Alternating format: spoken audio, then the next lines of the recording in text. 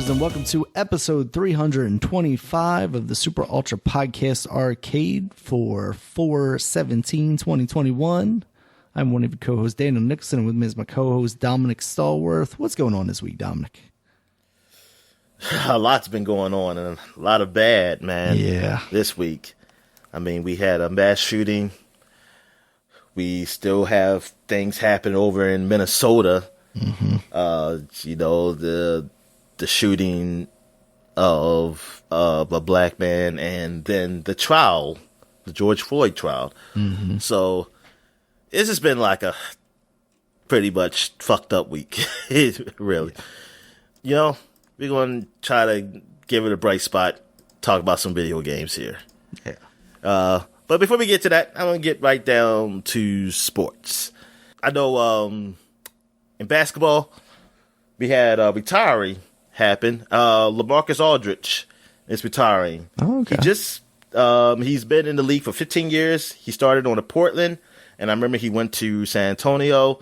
He was great on Portland. I believe it's like they had Brandon Roy and him balling, but Brandon Roy, I forgot what happened to him, but I think it was either an injury or something happened to Brandon Roy. That's why he stopped early in his career and so it never got off. But Aldridge is a great player. Well, was a great player, I guess now. And he went to the Nets. He was on the Nets, and that's why it's like, darn, man, that's a loaded. But he found out he had a heart murmur, and he said that he's going to be tired now. And I was like, damn, that's messed up. Now I'm like, darn Nets. I mean, I always thought they should have got Drummond instead of Aldridge. Of course, I didn't predict like, oh, he's going to have a heart murmur. No, I thought he was he's a more offensive guy. I mean, that's what he is. And I felt like they got so much offense on that team that Drummond will be better for them. A guy, he can score if he needs to, but he's a great defender and a great guy to get rebounds. But the Lakers got him, but they got him like after they got Aldridge. So I just want to know, did they try to get Drummond and he didn't want to come, or the money wasn't looking good? Maybe they didn't want to pay him. I don't know. But Lakers got Drummond, and I think Nets are still good. If everybody's healthy, if everybody comes back healthy, because people are, well, one guy, Harden, I believe, is injured. I don't know about Irving, if he is, or I don't know what it is. But play this. By the playoffs, if they're all healthy, I think they can still leave the East. I think they still get out the East. I think they'll just outscore their opponents. I don't know what they're going to do if they have to play against the Lakers, though, if the Lakers are healthy. I don't know if they can beat the Lakers. I think Lakers are just a better overall team that they can score and defend. I think they build a great team over there. I still got Lakers. I still have Lakers winning it all until I see they don't. Yeah. I mean, I hope they don't. Got to set up for that Space Jam, Dominic. Yeah, exactly. And also the disrespect of Utah. I mean, I don't care about the people of Utah. No offense to you, Utah, but I don't really care. I care just as much as you do care for people in Maryland. Losing all our Mormon fans here, Dominic. But the team, Mitchell, they're the best team in the NBA right now. It's pretty close between them and Phoenix, because Phoenix is really just came out of nowhere. Well, they're not out of nowhere anymore. I mean, they just moved up big time up the standings because of Paul. Like, he's in the talk for MVP. Like, he's up there for the nominations for MVP of the league, Chris Paul, and he deserves to, because, I mean, that team wasn't even in the playoffs. And now they're they could be number one. And they have a chance at it. Utah, I mean, they've been number one most of the year. They've been great almost the whole year now. And I think Mitchell's not even mentioned in the MVP's talks, which is like, that's not right. I mean, the guy is great. I mean, obviously the number one, like, somebody's to be mentioned, and I think it'll be him. It's like, man, it's just I guess is it really just a marketability of just that place? It's like, hey, nobody cares about Utah. And like, it's just not marketable. Like, they had nobody marketable there. We don't give a damn. Like, look, they got their base. Yeah, they're huge fans of them because there ain't nothing else there. I don't know any other professional sports in Utah. I think that's it. The Jazz. So, yeah, they got a nice fan base and probably a wealthy fan base. So, they'll get money and stuff. But as far as outside of Utah, nobody cares. Yeah. Nobody gives a damn. It's a nice place. It is. I remember Dad, because he went there, his job, when he was traveling all over the place, the country. He went to UT. He says how clean it is. It's like it's hard to find like trash. When he was in Salt Lake City, like this trash is on the streets or anything. I'm like, yeah, but it's just, yeah, I guess it's just like outside of that, no one cares. Like they found a great location where people will support the team and they have some money, so they will spend money, they will make money there. It's just, as far as television and shit, they're all right. I mean, only if they're playing against somebody who is marketable, they're good. And it sucks because it's like, so you basically telling me how unfair the league is, or like that's why people have these conspiracies about why you think certain teams don't do anything, or why teams do succeed, because you look at how marketable they are, that you think like, oh, the league is catering to them, so they're going to do better. Going to baseball, O's won their first home game with fans. They finally won. They say it's been like 500 something days since they won a home game with fans, which I'm like, come on, man, stop counting all the days. Like, don't count the off season days. It's like, that don't count. They were doing play baseball. Still hurts. But yeah. So yeah, the O's won, and they won. They also won last night. They played against Texas. They have those full stadiums there. I don't know if they was full for that game though, but it was a lot of fans there. Who's going to see that? And they beat them. It's like, in your face, Rangers. In your face. I still remember that game. Guy hit 4 home runs on us and scored almost 30 runs. Or did they score 30? I mean, no. Yeah, one guy hit 4 home runs. I think they hit more than 4 home runs. It was one guy who hit 4 home runs on us. And I think they almost, I don't know, was it 30 or, it was a lot of runs. They scored a lot of runs because it was like a huge blowout. And it was just ridiculous. It was embarrassing. And I will still remember that day. So I want to beat them all the time. What else? Anything else happened? So I guess that's it. So I know it's been WrestleMania. It was WrestleMania weekend last weekend. So how was it? Did you enjoy it? Yeah, it was an enjoyable 2 nights of wrestling. I watched the first night. Yeah, the first night was surprisingly, I thought it was a better show than the second night. I would have thought that they would save some of the bigger things for the second night, but first night kind of blew it out of the water. Well, I watched it with no sound because I was doing the podcast and I'd had that on. So I didn't hear people talking. Gotcha. But I had to look up who Bad Bunny was. So I was like, is this a wrestler? But because the way the reactions were was like, why are they reacting to him like he can't fight? Is he not a wrestler? Then I looked him up and said, oh, he's a rapper. I don't know. I didn't ever heard of him.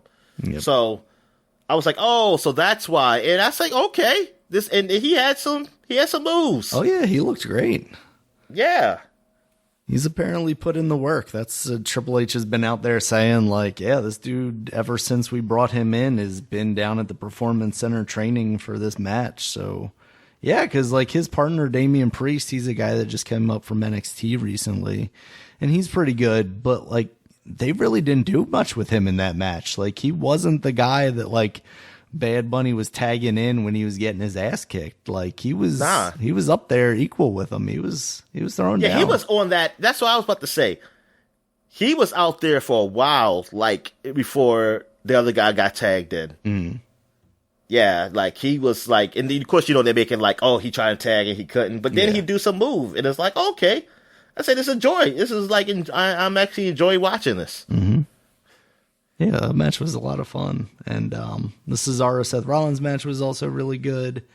And I mean, the highlight of the entire weekend was Bianca Belair versus Sasha Banks, and, Yeah, and Bianca yeah, Belair I like winning that title. That was Two awesome. good-looking black women fighting. That's awesome. Yeah, I mean, it's history. It's, you say that jokingly. I know what you mean, but Yeah. I mean, it is special. This is only the second time that the women have headlined WrestleMania, and this is the first time it's been a one-on-one match. The last time it was triple threat with Becky, Charlotte, and Ronda Rousey. And also, I think it's a big thing just that it's wrestlers. There's no Ronda Rousey, not to take anything away from her. She was actually very good in the ring, but she was a celebrity in that way. So was that real, that her quitting then? Or what? No, I mean, I don't know. Nobody knows besides has she her, been back but since she said that? No, she hasn't been back, but there was a lot of speculation that she wouldn't be back because she was trying to start a family. That, as far as we know, hasn't really happened because there hasn't been any public announcements as far as pregnancy or anything. Pregnancy, yeah. But Becky, of course, did get pregnant. She's had the child since then. There was a little bit of teasing that she might come back for WrestleMania. But that was always kind of left field speculation. But she did play with it a little bit. She posted a thing on Instagram of her working out, and then the beginning of each word that she put on the line was night one or something like that. So people were like, oh my goodness, is she going to come back? But I'm glad she didn't, because that was a moment for Bianca Belair. They kind of did that to Asuka when she won the Royal Rumble the first time they did a women's Royal Rumble. And then immediately following that, they had Ronda Rousey come out and point at the WrestleMania sign. And it's it's kind of taking her moment away. One of the things I would have liked, and I think maybe they cut it short a little bit because of the rain delay up front. There was a 30-minute delay at the beginning of the show because of thunderstorms that were coming through Tampa. So they just kind of filled it with some interviews backstage. But there wasn't a lot of celebration for Bianca at the end of the show. She got to stand there with the title, but there are videos of after it went off air, her husband, wow, why am I blanking on his name? One of the Street Profits, Montez Ford, he came out and, hugged her and put her on his shoulders and everything. And they had a celebration, but I think they did some of that on SmackDown as well last night to kind of let that be on television a little more. And also, it's WWE. There's always a camera on. There'll be a documentary in a year that's WrestleMania 24 or whatever, and they'll have all this stuff, and they'll have her walking back through the curtain and getting hugged by Triple H and all that beautiful stuff. But yeah, that was absolutely a special moment. Not to take anything away from the match that was the headline of the second night, which was Roman versus Daniel Bryan versus Edge. And that was a fantastic match still. It was a triple threat? Yeah. It was originally supposed to be Edge who won the Royal Rumble versus Roman Reigns, but Daniel Bryan kind of snuck his way in there. And that resulted in Roman Reigns sort of taking out both of them. It was actually Edge taking out Daniel Bryan, and then Roman Reigns, with the help of Jey Uso, taking out Edge, but then he drug Edge's body over, put him on top of Daniel Bryan, and then pinned them both. So yeah, he was showing his dominance that night. So I was just going to say, it seems like now with SmackDown happening last night, Cesaro might be the next guy that they put up against Roman, and that's basically a given that Roman's going to win that, which is unfortunate, but that should be a really good match. So that'll be fun. So what were you saying? Yeah, so what's the group called? The two black guys, the tag team? The Street Profits? No, the guys who lost the belt. Oh, the New Day. New Day, yes. Yeah. I watched that match. Who's that big black guy? That is Omos. He's a guy that was down in NXT for a little while, but never actually wrestled. Then they brought him up, and he was Shane's bodyguard for Raw Underground when they were doing that weird stuff, or the doorman for that. And now he's just AJ's bodyguard, and now he's kind of AJ's partner because they're tag team champions, as you saw. Yeah, he's So just a huge dude. Yeah, so he doesn't really wrestle. They didn't make him like he's just super strong, so he just slams him. Yeah, he's not. Yeah. I haven't seen a lot of what he can actually do in ring, but he's just a gigantic man. Yeah. So that match was really interesting because at the beginning of it, the New Day were very much kind of playing the heel role, like keeping AJ away from tagging in Omos and because they knew what was going to happen if he got in there, basically. And they were just kind of beating the trash out of AJ, and then eventually he did make it over. I don't know why they should have did a Oh no, they would have got disqualified. Hit him in the nuts. you got to wait till the rest of his turn. Exactly. Yeah. So yeah, that was another match from the first night. That was a lot of fun. So. Yeah, what else was I going to say? Oh, kind of the big news coming out of WrestleMania, though, this week, was it Thursday, I think it happened? They got back into their habit of releasing wrestlers after WrestleMania. So kind of the big names are Samoa Joe, who has not been wrestling for a while now. He's apparently been dealing with some concussion stuff. But they've had him on commentary, and he's been awesome there. But they let him go. And also Billie Kay and Peyton Royce, who formerly were the tag team The Iconics. They're two Australian women. They've kind of been killing it since they were in NXT, but then they brought them up to the main roster. And as with basically everyone that they've brought up to the main roster, they've kind of squandered them in some form or fashion. They did have the tag team titles, the women's tag team titles. I think they won them at WrestleMania last year off of Sasha and Bailey, or is that 2 years ago now? I don't remember, but they did have a run with the tag team titles for a little bit. And then recently they split them up, seemingly because they thought Peyton Royce was going to be a big star, and they really did nothing with her. And she's better in the ring than Billie Kay is, but Billie Kay has a little more personality. She's a very comedic character. So she's actually found a way to stay on television. She's been on SmackDown constantly, basically since shortly after they split them up. And she was even on WrestleMania. She was Carmella's tag team partner in that women's tag turmoil match the first night.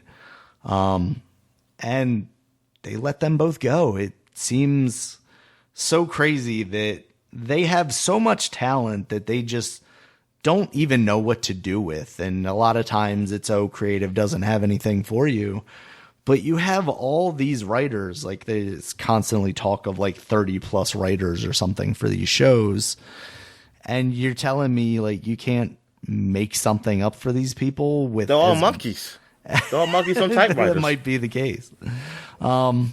But I saw someone put it very pointedly on Reddit this morning that it's 30 writers, but they're basically writing for an audience of one. They're trying to, write for Vince McMahon, because if he doesn't like it, he's just going to rip it up, and him and his crew of flunkies are going to rewrite the show, 2 hours before the show actually happens. So I don't want to place all the blame on Vince, but at the end of the day, he's the one that it sounds like is the end all be all. And if you can't get it past him, then it doesn't happen.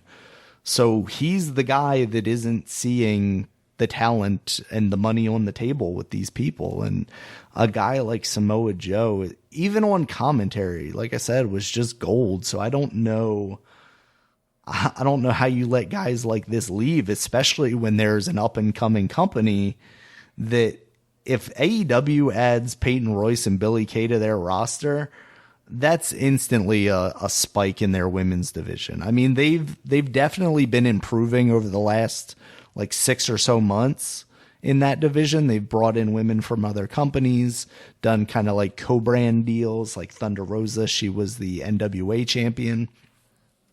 And it seems like she's going to play a bigger role in AEW going forward. Possibly once her actual contract with NWA runs out. But these two women are extremely talented. If they can bring them in as well, I think they're going to be in a really good spot. And if WWE continues to squander people, they're going to see that there are opportunities elsewhere, and they'll happily leave and join AEW, where the money sounds comparable and the creative outlet sounds immensely better in a lot of ways. So, and they've added a show on Mondays. So they've got 3 shows now that they do. 2 of them are on YouTube, Elevation and Dark, which is Monday and Tuesday. And then of course Dynamite is on Wednesday. So what were you saying? Sorry. So Samoa Joe, there was a heated backstage. Is something, what happened? That's the rumor. I didn't hear anything about that yet. Oh, it says veteran star released due to backstage heat. Oh, well, backstage heat just means like somebody doesn't like them. That's like wrestling parlance for heat is just somebody not liking you, basically. It doesn't necessarily mean there was like a heated exchange or anything, like Samoa Joe roughed up Vince McMahon or something. Although I love the idea of that. Yeah, no, it's just kind of what the dirt sheets, as wrestling fans call the reporting, talk about it. So yeah, that's kind of where wrestling is right now. It's been a crazy week, and we'll see if they release more people. It kind of used to be a yearly thing where after WrestleMania each year they would let go of people, and this one is odd in a way, but it is a year to the day, like the exact same day last year when there was like a mass firing of talent. So I don't know, maybe they're just making it tradition now. Excuse me. All right, so I guess we get into what we were watching. So what you been watching, man? Nothing really outside of Falcon and the Winter Soldier. Watched the latest episode of that and thought it was good. Yeah, you want to talk about it? Sure. Yeah, you said you hadn't watched the entire thing. But yeah, I thought it was very good. You and I were talking about it, and it was kind of very much the episode I was looking for, where they get a little more serious about the race relation stuff, and they revisit Isaiah Bradley, the Black Captain America, and kind of get more in depth about his story and why he felt betrayed by the country. I thought all that stuff was good. Very emotional moments between him and Sam. And also we get to revisit Sam's family. He goes back there after the beginning of the show, just kind of kicking off with a lot of action. You see a battle between the kind of 3 main characters right now, Sam and Bucky and the new Captain America, in which, now we know that Captain America is hopped up on the super serum, Dominic, so he's out there just basically wrecking Sam, because Sam's now the only one in that group that doesn't have, some kind of enhanced abilities. He's just got his wings. So I thought that was really cool. It was definitely just kind of like cringy seeing the shield with the blood on it still. And you kind of at the end of that scene see Sam wiping it off with his hands, and it's like, oh man, don't do that. But also, yeah, clean that shield up. Yeah. I thought this was another episode that hit it out of the park. I'm definitely on board with where they're going with it. Around the middle of the season, like 2 episodes ago, I was very much like, how are these things all going to wrap up? And I think they are getting to a point where they're, cleaning it up a little bit. Stuff like what they're doing with Zemo, and they, turned him over to the Wakandans, who were basically just going to take him back to the raft where he was imprisoned. And maybe some of that stuff is a little too easy, right? Like, oh, you have the Wakandans come back, they just take him back to prison or whatever.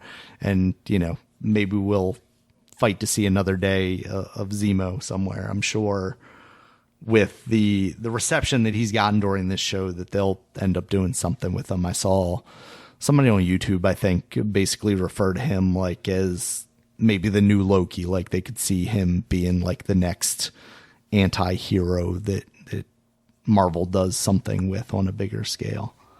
But yeah, overall, another great episode. I'm looking forward to what they're going to do with this final episode.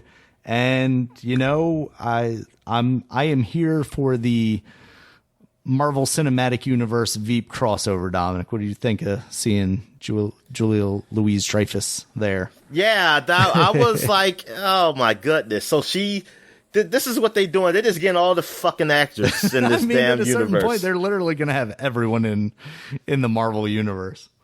Yeah, everybody Hollywood's like, oh, you gotta get into the Marvel universe. You gotta get in there. Check. That's what it's about. Yeah, exactly. Yeah, man. Yeah, seeing her. So who's she supposed to be in the comics? Honestly, I don't know. Could she have anything to do with like the Shadow Broker? Maybe. I don't know. It also feels like maybe Sharon is the Shadow Broker. The power broker. Yeah, that's just going to be our running gag now, Dominic. We can't tell the difference. When we start talking about Mass Effect Legacy Edition, we're going to be calling him the power broker all the time. Yeah. Well, we're going to call her, Liara, the power broker. Yeah, it's just our thing now, Dominic. Yeah, because she's like calling in favors from the one dude that Cap fought on the ship that one time and was at the beginning of this series, the French dude or whatever he is. So, yeah, and Carly is like going. She wasn't in this episode a lot, but she's like going full terrorist now. Like they made me out to be this person, so now I'm just going to be this person. So I foresee that not going quite that way. Like, Sam will interrupt and maybe turn her a little bit. I don't know. We'll see. And then there is the soldier guy that Sam has been working with. Apparently he is a guy in the comics that becomes Falcon at some point, and he did get a pair of wings. So be interested to see where that goes. So when Sam becomes Captain America, he don't fly anymore? So did you see the briefcase that Bucky gave him from the Wakandans? Yeah. I'm assuming that's going to be a pair of Wakandan wings. Okay. I don't know that for certain. They don't open the case in this episode. No, I'm talking about in the comic books. Oh. No, he definitely does. Yeah. Okay. I don't know how the dude gets his wings in the comic books. But yeah, I want to say he's probably like a part of the Young Avengers or something. I'm not 100% sure about that though. But it does seem like with all the kind of characters that they're building right now that we're heading towards getting a Young Avengers kind of situation started up. So, because I think even Isaiah Bradley's nephew or grandson, whatever the younger kid is in Baltimore, he's like the new kid Captain America or something like that. So. Oh, okay. Yeah. So I'm really enjoying the show, Dominic. I'm gonna be sad to see it end, but I'm hopeful for how it's gonna end next week. Okay. Yeah. I mean, I'm enjoying the show. I mean, I like it. I don't think I like it as much as you do. I mean, you just a sucker, I think, for these Marvel shows. I 100%. I'm not gonna deny that. Yeah, I didn't feel like it was too preachy this episode. I actually did enjoy the commentary they had with this. I think it was done well, and I mean, I hope it just ends well. With that too, because the way Isaiah, I know people like Isaiah. It's a lot of people like that in the black community who look at like this country is just like they're the enemy, and I mean, because of all the things they've done to us black folks for since the beginning of the start of this country. Right. So I get it. People don't look at the flag like you would look at the flag, or how some of those people like they say, oh, it's an honor to stand for the flag. Like it's not an honor for us to stand for the flag. But now, I see. I'm not totally on the side though of like fuck the flag. I mean, I'm not big on the flag, but I'm more of like I turn it to be like this, and it's not something to make me feel bad. Just that I believe in what it is. Like how we were forced to build this country, but we did build it, so it is ours. Right. This is our country now. This is who we are because. If this is not our country, and this is not our home, where is our home? Because I have no attachment to whatever place in Africa my ancestors are from. Mm-hmm. I don't know exactly they're from, because everybody will say it's Africa. Africa has like 52 countries. Mm-hmm. Which one of them? Maybe it's West Africans we're probably from. I don't know. And which one is it? And then, like, I don't know anybody over there. And they don't know me. Like, that line has been broken once over here. So, and plus, I look at my skin. I mean, I can see that I'm mixed with something else. But I do see myself as black. But it's just that my home is here. So I don't look at it like, yes, I don't like how the country treats us. Like, they don't make it feel like it's our home, but it is our home. Like, I want to make it that it's my home. That's the thing. I want to fight for it so it can be at a point where, hey, this is my damn home. I'm not going to not resist it. That's should I say. It's like I understand it. I understand, like, what Isaiah is saying, how this America, like, you coming home and crosses on your yard. Yeah, like from a war. Like, they're putting crosses on your yard. Like, you just fought for this country, but they still treat you like shit. And so, yeah, I know that. That's fucked up. And I understand why people feel that way. Like, I don't blame anybody for feeling that way. I say, I would feel that way, too. I mean, I did feel that way. I mean, at the point, like, I felt like, man, this country don't care about us. But then I started learning things, and I just see it a different way. I see it's like, look, this is our country, too. And I'm just saying we got to fight for it. That's what it is. That's the way I look at it. I just want to know what Sam is going to do, though. What's he going to take away from Isaiah from what he said and what he's going to do? Because Isaiah said that no black person in their right mind would be Captain America. Right. So how will Sam take that? Like, what is his counterpoint to that? Mm-hmm. That's what I'm curious. And I hope it's a good one. Because thing is, if Sam chooses to be Captain America, I don't think that's wrong. Just like it's funny, I don't think Isaiah is wrong either, though. Mm-hmm. I don't think he's wrong for saying that. I understand why he thinks that. I totally understand, because the shit he went through. Exactly, yeah. But I like that this is in this show, too. I know unless, like I said, I told you, I'm not looking on message forums about this show. Because I'll be honest with you, unless it's a black message forum, unless I know it's majority black people, so we can really talk about it. And when I say that, I don't mean because they have to like it. I can have a legitimate discussion. Mm. If they didn't like it or like it, I know it's from a different state of mind. Because if I argue with white people, I don't know on a message board, I don't know what your state of mind is. I don't know if you're probably have racist tendencies or you're being really genuine. I can't tell because I don't know you from behind a computer. So I know if I'm talking to a whole bunch of black people, I know they ain't gonna be a bunch of black people that hate black themselves. They're gonna say it from what they think. Do they like this? Do they feel like this is pandering to them? This is too much? Or they feel like, oh, this is just right. Or what could they change to make it better? Or if it's too much, or make it better because it wasn't enough. I can get that legitimate feeling. I can't get that from a white person because I don't know if you're just saying, if you say you don't like it, you're just saying, oh man, this is, they're just on their high horse. Like, this is just like too much pandering to them.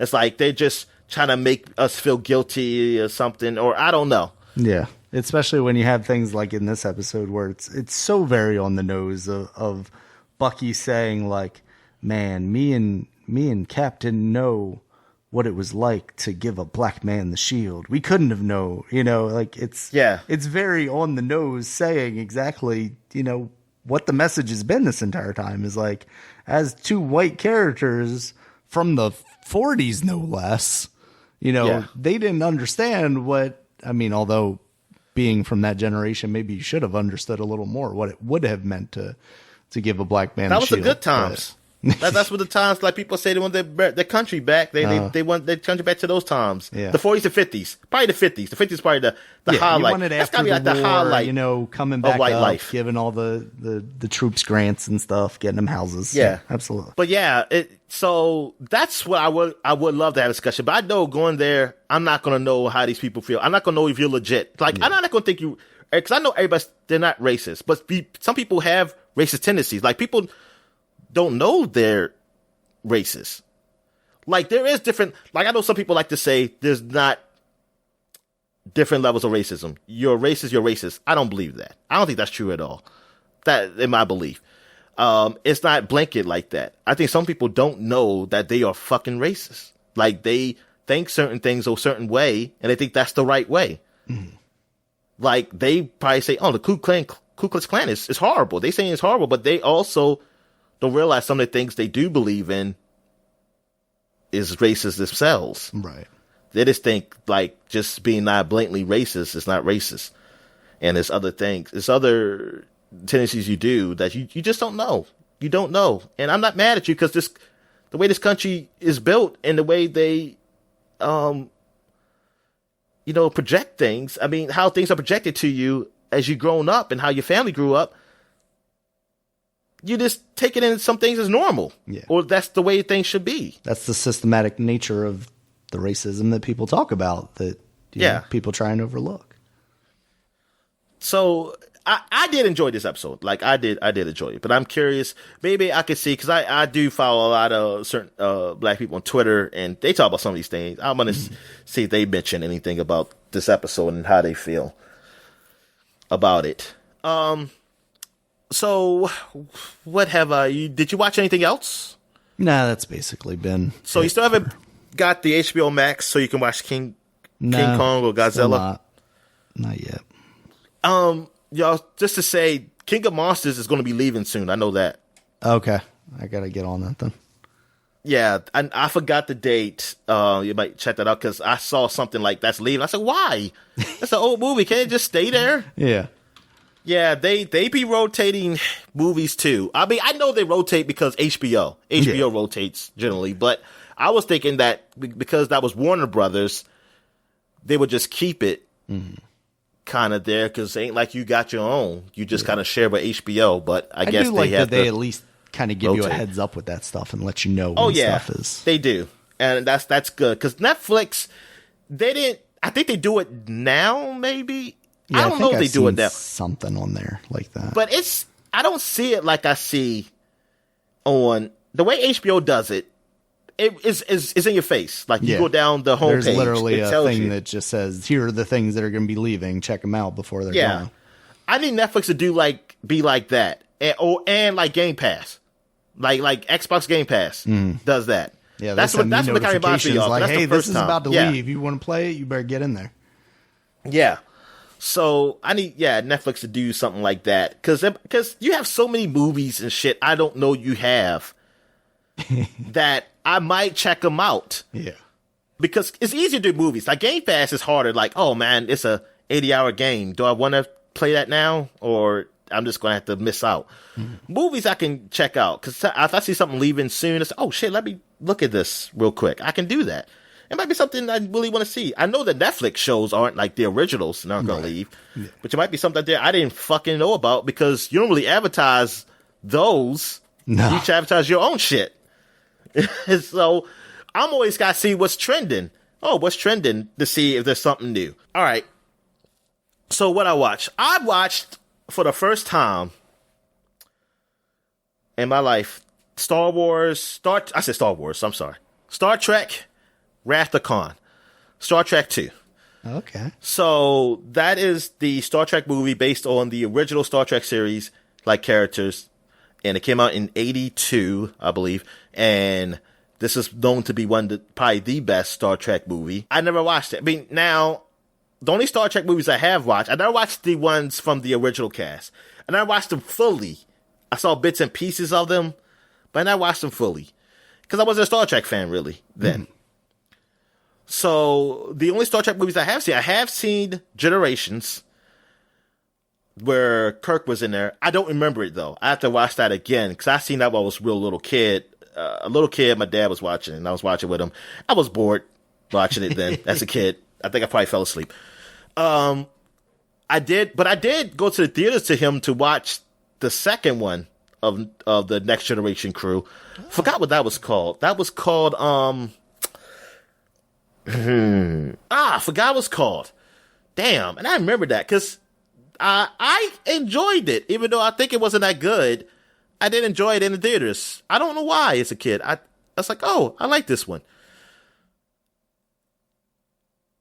And then the new ones. That was like the only ones I seen. Mm-hmm. I didn't see the one with Tom Hardy when he was young. He was a young Captain Kirk. Yeah. I said Captain Kirk. I mean Captain Picard. I'd never seen that. I heard that was horrible. That was like that was a horrible movie. That's what people say. I'm curious to see it. Now, the Wrath of Khan, I watched it with riff tracks, though. I watched the riff tracks version of it. There were riff in it, but I was still watching the movie. The movie is pretty damn good. I see why people liked it. Like, Khan was a great villain. Who played him? Was it like Montalban? Yeah, Ricardo Montalban. Yeah, he was good as Khan. Like, that was a good villain. I was like, damn. And the way, because, I mean, he's a good actor. So, I mean, I like the way he talks. Mm. And who else was in? I didn't know that Kirstie Alley was in there. I didn't know she was in this movie. Oh, really? Okay. Yeah, she plays a Vulcan. She wasn't that good. Okay. I think, I mean, she wasn't bad, but she just really, her purpose was eye candy because everybody else was old, basically. so she was the eye candy. Gotcha. That's what she was there for. But she wasn't really wearing anything sexy or nothing. I think the only sexiest thing she had on was when she wore her hair down. She wore like regular clothes because she was in the elevator with Kirk, and he was like, "What are you wearing?" She's like, "This is like some kind of garb." They say it's regulation, and he was like, "Oh, okay." I was like, "Oh, okay." So, but that's as most you get. Yeah, that's the thing with Star Trek. I mean, this is very conservative. Like, there is not a lot of, sex. Or there's probably not any in this movie. It is strictly the science fiction. This is the nerdiest of nerds kind of movie. Yes. So Christian, she was there for a little something so you can get things in your mind. He's like, oh, the sexy Vulcan. I can think of things I can, like for the Spank Bank or something. I don't know. But that's it. Like, there was nothing else going. There was nothing else going on with that. But the movie itself, it was pretty good. I did like the cat and mouse with Kirk and Khan going at each other. The basically also like the chess match, like of them trying to figure each other out. Also saying Spock die and knowing that made it even sadder knowing that Leonard Nimoy is really dead. Yeah. Like, and seeing that scene, it was a little emotional there. I got a little emotional, Daniel. I'm going to edit this out. I'm going to edit that part out because I ain't going to tell people I got emotional. Okay. Keep like, those to yourselves, though. Yeah. You got to keep that shit inside. You got to keep it down. Keep that stuff down. You be a man. All right. But no, it was sad. It was a sad scene because I'm just thinking, like, you've been, especially if you're a Star Trek fan. I mean, Spock is one of the key characters. I mean, he is it's him and Kirk, and then Bones, and yeah. So see him die, and then he helps save them to get away from the explosion. It was like, damn. But now that I know that they just go find him the next damn movie, which I don't know. I wonder, because I don't know the story of how he comes back to life. I have no idea. I got my suspicions what it is though, but it's like, oh, the search for Spock. It's like, what? The guy's dead. I said, I guess they couldn't. People are upset. Like, no, we don't want Spock to die. I know where to find him in heaven. So it was. Yeah, it was. And the riffs were funny. The riffs were funny as shit. They were hilarious. Like, I really enjoyed them. So I like watching riff tracks of movies, of these movies. And I like watching them of the old movies too, because I think I was looking at I told you about it. The Black Man in Harlem or something it's called. That black exploitation. Oh man, because that movie was done so poorly. I mean, hey, at least, hey, I'm just glad they got to do a movie. You know, they got to do it. I mean, but it was done so poorly. I mean, but you probably had a budget. They probably had no budget. You know, it's probably because just goddamn, it's hard to make a movie, guys. And if you got no really connections, it's hard to get out there. So good for them to even try. But I'm glad they made it so it could be riffed on, because it's definitely funny as shit. Yeah, seeing it. Talk about that, and that's on YouTube. I believe that's on YouTube just to watch for free. Yeah, it is. Yeah. All right. What else? I think that's it. That's all I watched. So, but about the Wrath of Khan, they really want to show that Walter Bond's pecs in that movie. Like, they got this shirt and like costume. They just. Yeah, I like how the riffs be saying, like, when they get closer to him, it's like, oh yeah, look at my pecs. You say, look at my pecs. Yeah, that was. Definitely give that man some cleavage. Yeah, they really be showing that cleavage off. Yes, they do. Oh yeah, and this is the movie where Captain Kirk finds his son. He didn't know. He didn't know he had a son. Like I'm sure woman there she are kept more of them out there that he doesn't know about. Oh yeah, and from other species. Yeah, they exactly. are. All right, so I guess we'll take a quick. Oh no, what's that supposed to say? Take a break. I forgot. We gotta do what we've been playing. Video games. The games we've been playing. So you can start off. All right. Yeah, I've been playing more Murder by Numbers. I finished the first case in that. Much like a Phoenix Wright game, it kind of goes into the next case, but it's got ties into the previous ones. And then I'm sure as you get later into the game, it'll tie them all together. Still having fun with that. Still like the writing and that stuff. All the characters are very well written and interesting in ways. I'm not going to say likable. The main character is extremely likable, as is the robot sidekick that you come across. And so far, none of the storyline puzzles that I've run into have been particularly brain racking. Like I was saying, some of the ones that you do in the robot's memories, which are just like bonus puzzles, have been extremely hard. But they do give you a lot of help if you want it. They give you hints. They give you, basically a check to see whether you're doing it right or not. And that stuff is all extremely helpful to keep you from getting stumped for too long anywhere if you don't want to be. Okay. So yeah, I like that a lot. And then do you want to talk about this one before or after? Okay. You were telling me about a game because I didn't watch. There's an Indie World direct that we're going to talk about later in the news, but they had one this week and I hadn't watched it yet. But you texted me about a game called Never Yield. That is a runner, kind of in the same fashion as like a Bit Trip runner, but with a definitely different aesthetic. It's 3D world, but on a 2D plane. And it has very stylistic elements like some dark tones, but also very bright things scattered within. Also, of course, in runner fashion, it gives you the ability to run forward. This is all on the D-pad. Run forward, duck down, do kind of like a side parkour flippy move, or just like a high jump. And all of those are color coded, and they color code the obstacle that you need to avoid, which is nice. And it takes place in Detroit. Yes, like a futuristic Neo Tokyo style Detroit, and you play as a black man. And yeah, it's really cool. I think it's created by a black person too. Yes, yes it is. Yeah. So I really enjoyed it from the bit that I've played. I've played about 2 levels of it so far.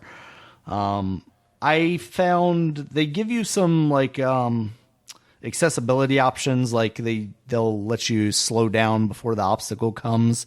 I found that kind of messed up my timing because I was pressing buttons a little sooner than I needed to because they slow down like a decent amount before the obstacle is coming. So I was equating that with like, oh, it's slowing down for me to press the button now, kind of like quick time event style thing, instead of slowing down to give you a chance to go, okay, let me recognize what that obstacle is and then let me enact that. So I started playing the second level on what they call the hard mode. Or is it easy, normal, and hard? I don't know. Whatever the middle option is. Darn, I forgot what it was. Yeah, and that just cuts back on the slowdown. They still do a touch of it, but it cuts it back enough that I felt more comfortable playing it that way. So yeah, that was cool. What did you think, Dominic? Yeah, I enjoyed what I played of this. Yeah, I never really played runners, so I never played that burial run. I remember you telling me you tried it and you didn't like it. So I never had touch a runner before. So did you try Bit Trip Runner? Yeah, I like the original Bit Trip Runner a lot. I played a little bit of 2 or 3 or whatever the one was. I ended up picking up on the Switch super cheap, like a year, probably 2 years ago at this point when we talked about it. Okay, yeah. So, see, I never got a played little Bit Trip experience with that stuff. Yeah, so I never played Bit Trip Runner. So this is a sort of new concept, like just free running and you gotta just dodge. I mean, except for like maybe in certain games where they have a mode where that just happens. But I did enjoy it. I like the style.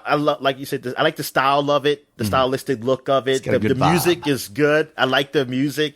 And I hate when I mess up because like, oh no, the music. It's I mess up the music.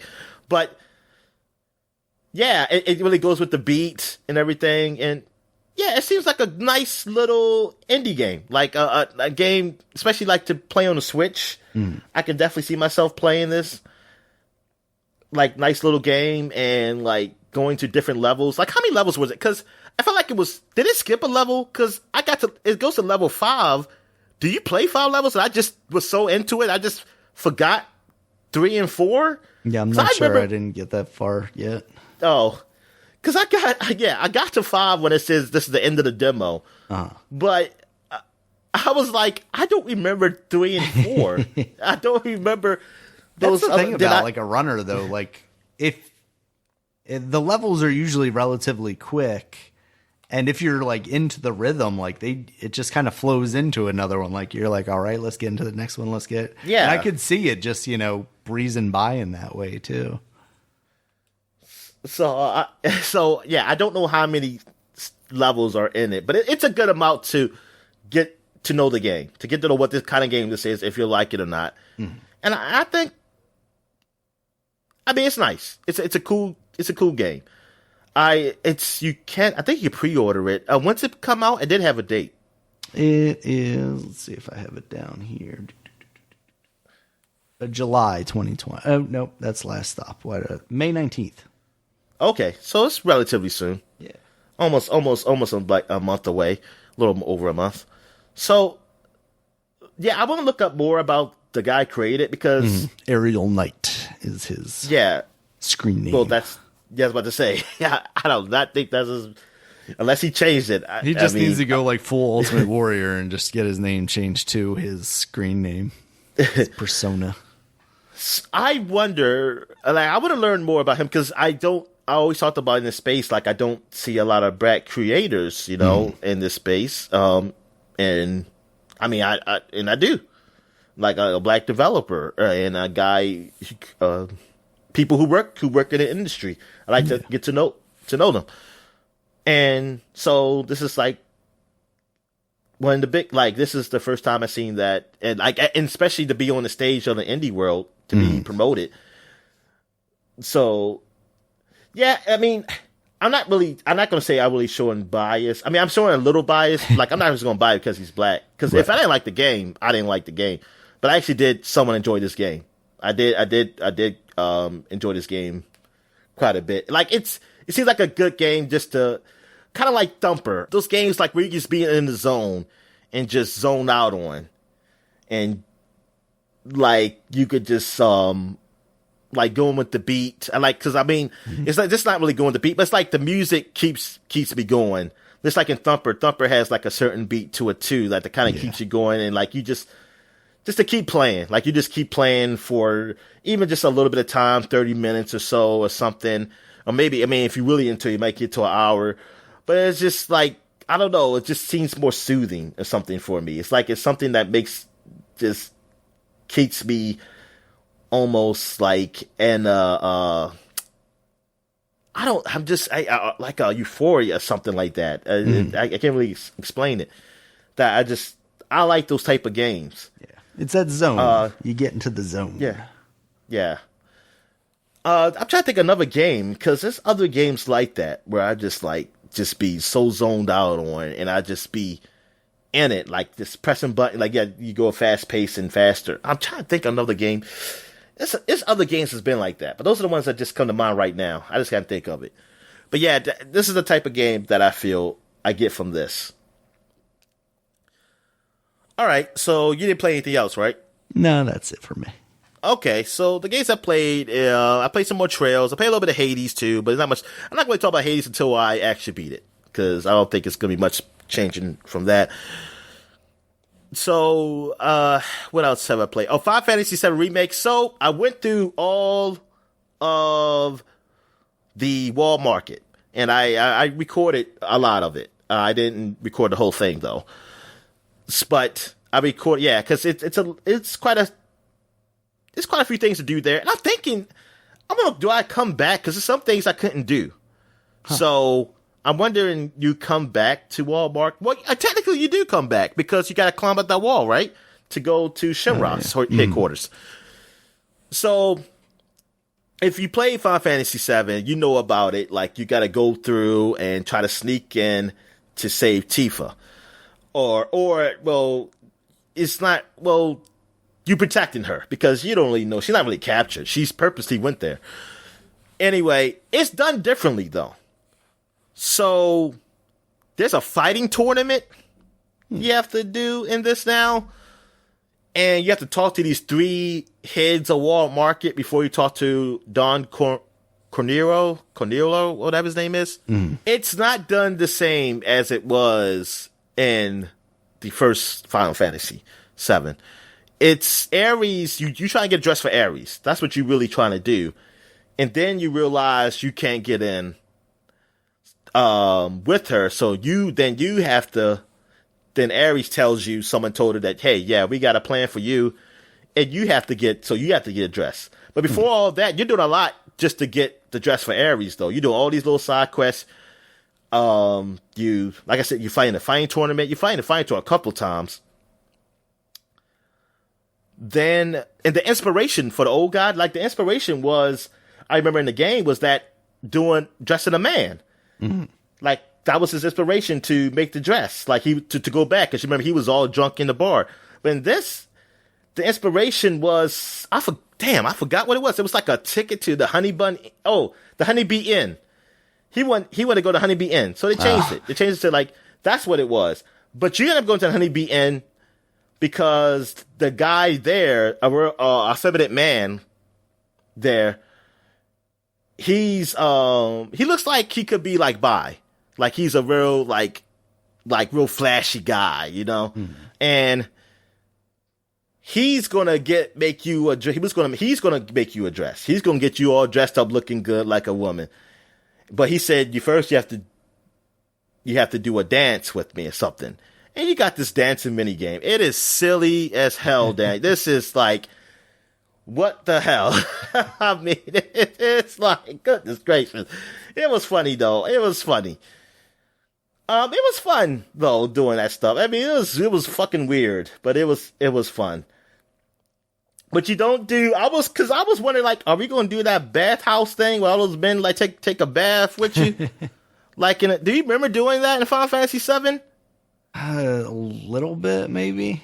I mean, you don't have to do that. Because you don't even have to go to the Honeybee Inn. No? Because you could just go.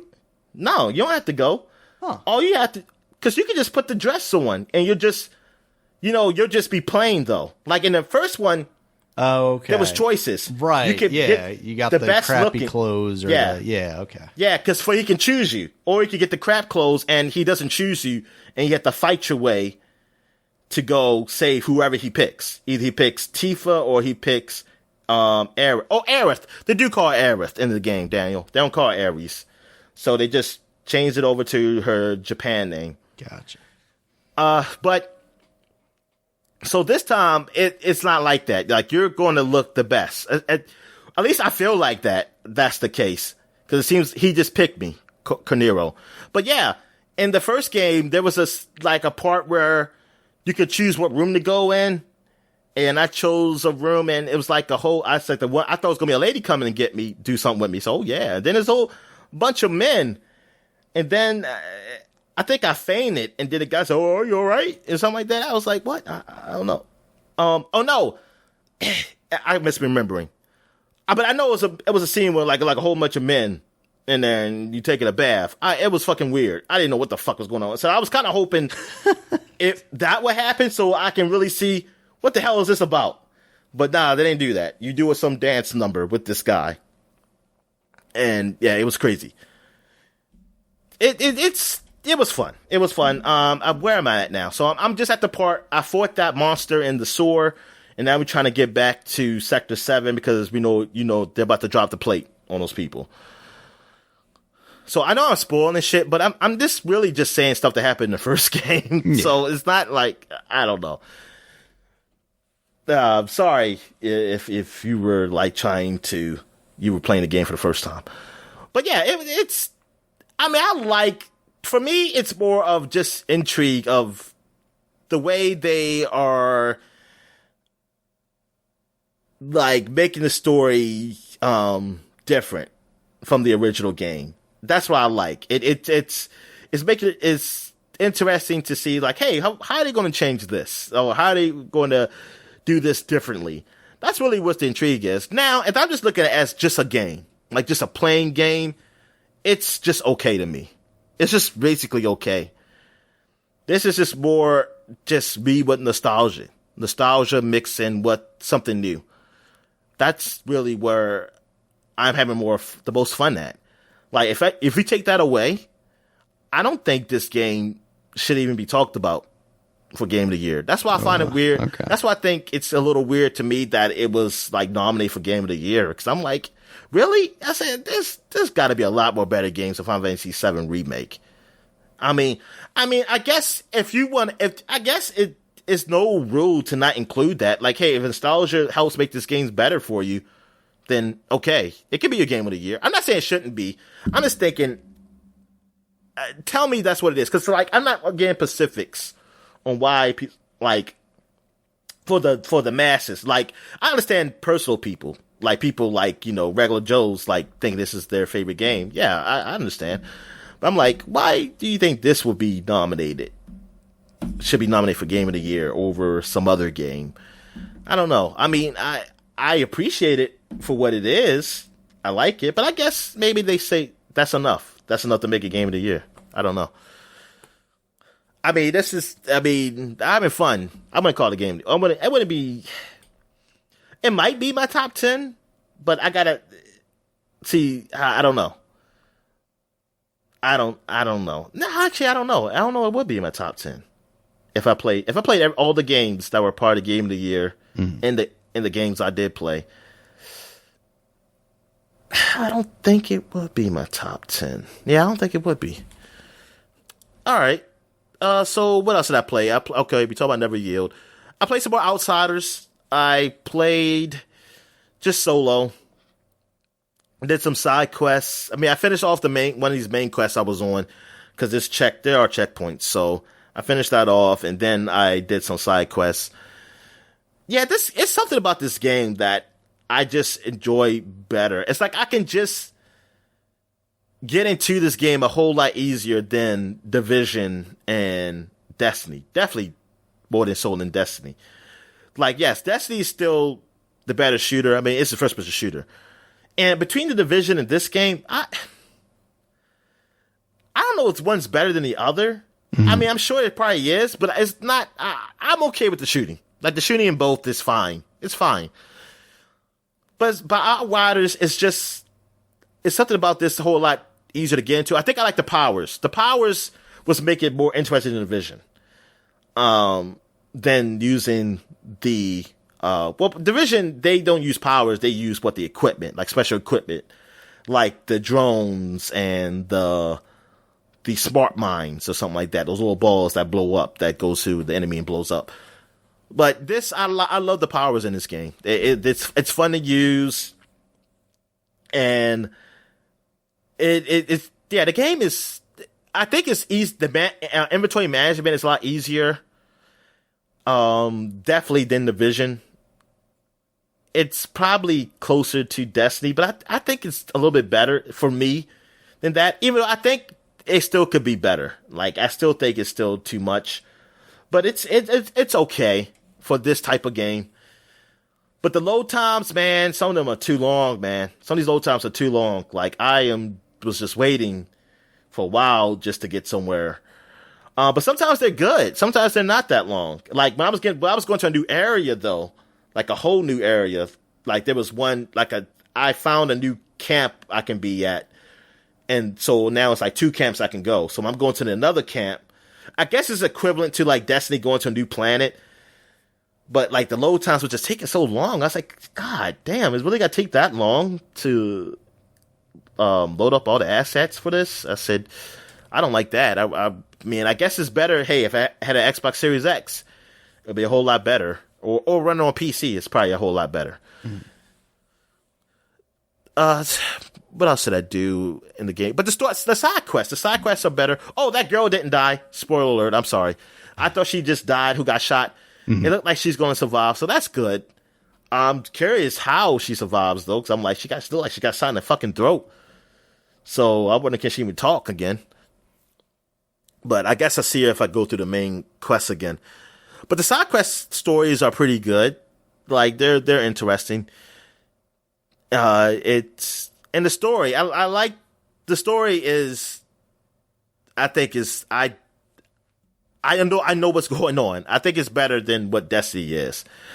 Only because Destiny, I just didn't take the time to read it, you know? So, but the story, like, so far on the quest I'm working on now, I got this satellite uplink because there's still a ship in space with, like, people in pods in there. They're in cryo. So there's still a ship up there, but they had no way of contacting it down on the new planet. So for all these years, they've been trying to find the satellite uplink so they can contact it. And I found it. So now we're going to try to contact that ship because it has more resources and more scientists and stuff on that ship that can possibly help us. So yeah, I want to know where this story goes. Like, what's the end game so far now? Like, where does it end at until they put on some more DLC to continue it? Yeah. But yeah, this game is fun. Yeah, you should try it out. Yeah, play with your daughter. Give her a controller. She can play with you. What else have I played? I played a little bit of Zombie Army 4, just a little bit, just to try it out, and that's fun. That's fun playing. I think I might play more of that. I mean, it's a third-person shooter, so it's like, to me, I was just playing Outriders. It's like, oh, but it's different, of course.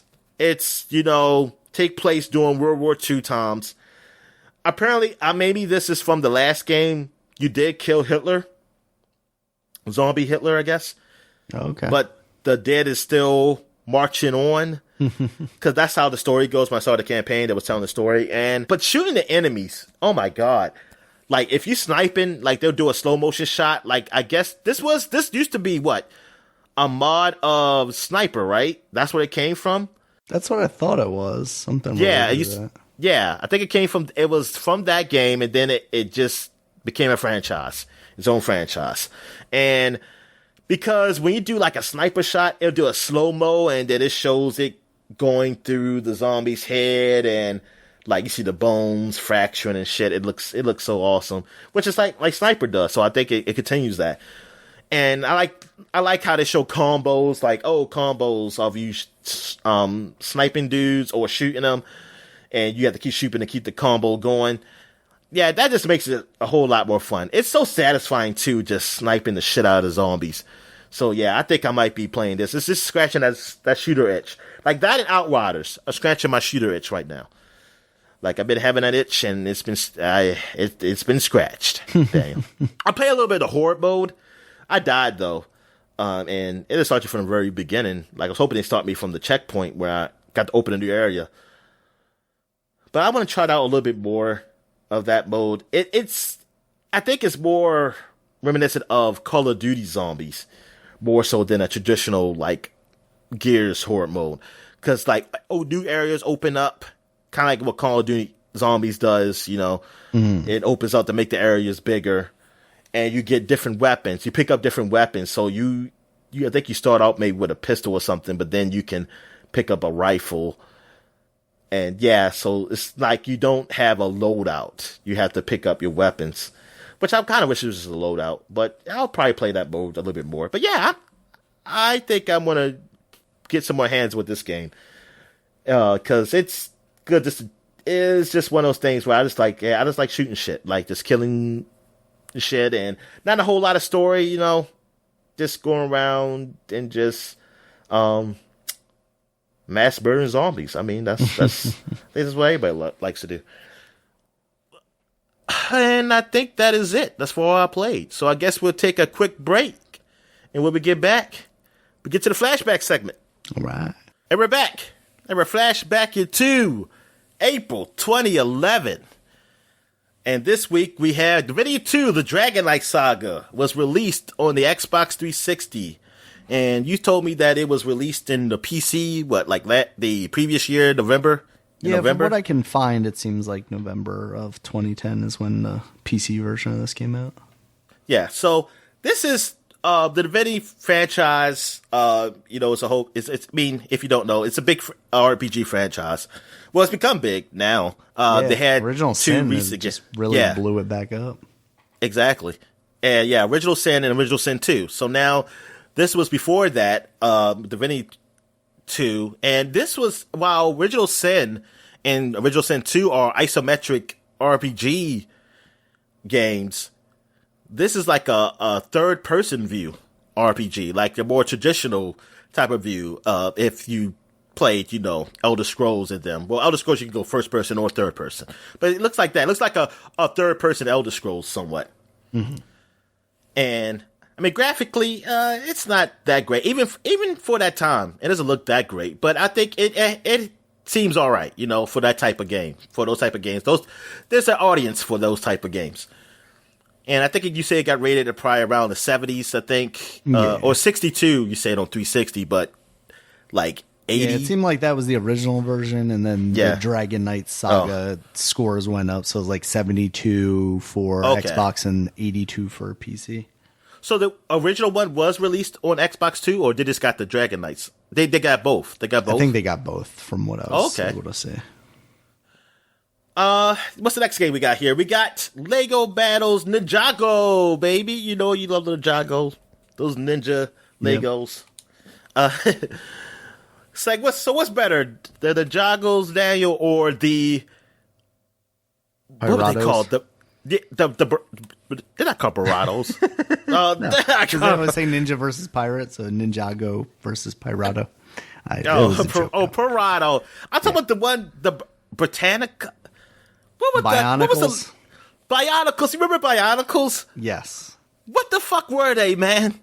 They were not Legos. I don't know. At least Ninjagos were closer to actually being Legos. Like Bionics were like some weird in between Lego and the like Technics or something like that. And like they were making that big. Yeah, that was huge for a while. But I thought it was gonna be a TV show. I think they tried to do one, but I don't think it lasts. Because I feel like maybe that came after like they had already burned the franchise with all the movies. I think it did. Like because they already oversaturated. They should have came with the show with the damn Legos. Yeah. Like, or at least very soon after. Because I will see the commercials for them. And, of course, that's when I'm just hyped up for anything that's computer animated. And I was like, oh, this looks all right. I mean, I wasn't going to buy no toys or nothing. But I was like, okay, wait, were they there when we were young or we were in like middle school? I forget. The Bionics, they were definitely later, it feels like. Definitely like post Beast Wars stuff. But, yeah. Definitely, yeah, post Beast Wars. Okay. I mean, we were selling out of them at Target when we were there stocking them. So that was definitely later, but they definitely came out before that. Yes, I was about to say, I know they're before that. But yeah, and I guess that just went away because now you got everything else. I mean, the Jagu became this big. Yeah. That's huge. I mean, they just had a full series that did 10 seasons when I looked on Netflix. Because I was just curious, like, how long that lasts? 10 seasons. And 10 they got a new one out. Episodes each. Really? No. It was more than 5 episodes. It was quite a few. Probably one of those cartoons that they just put on every day. So there's just like 2 years worth of stuff. Oh, yeah. That came on every day. But you know what? It ain't come on multiple times like Teen Titans or other shows they had on. Or like how Regular Show and Adventure Time was, where they just put them on like 50 times a day. Yeah.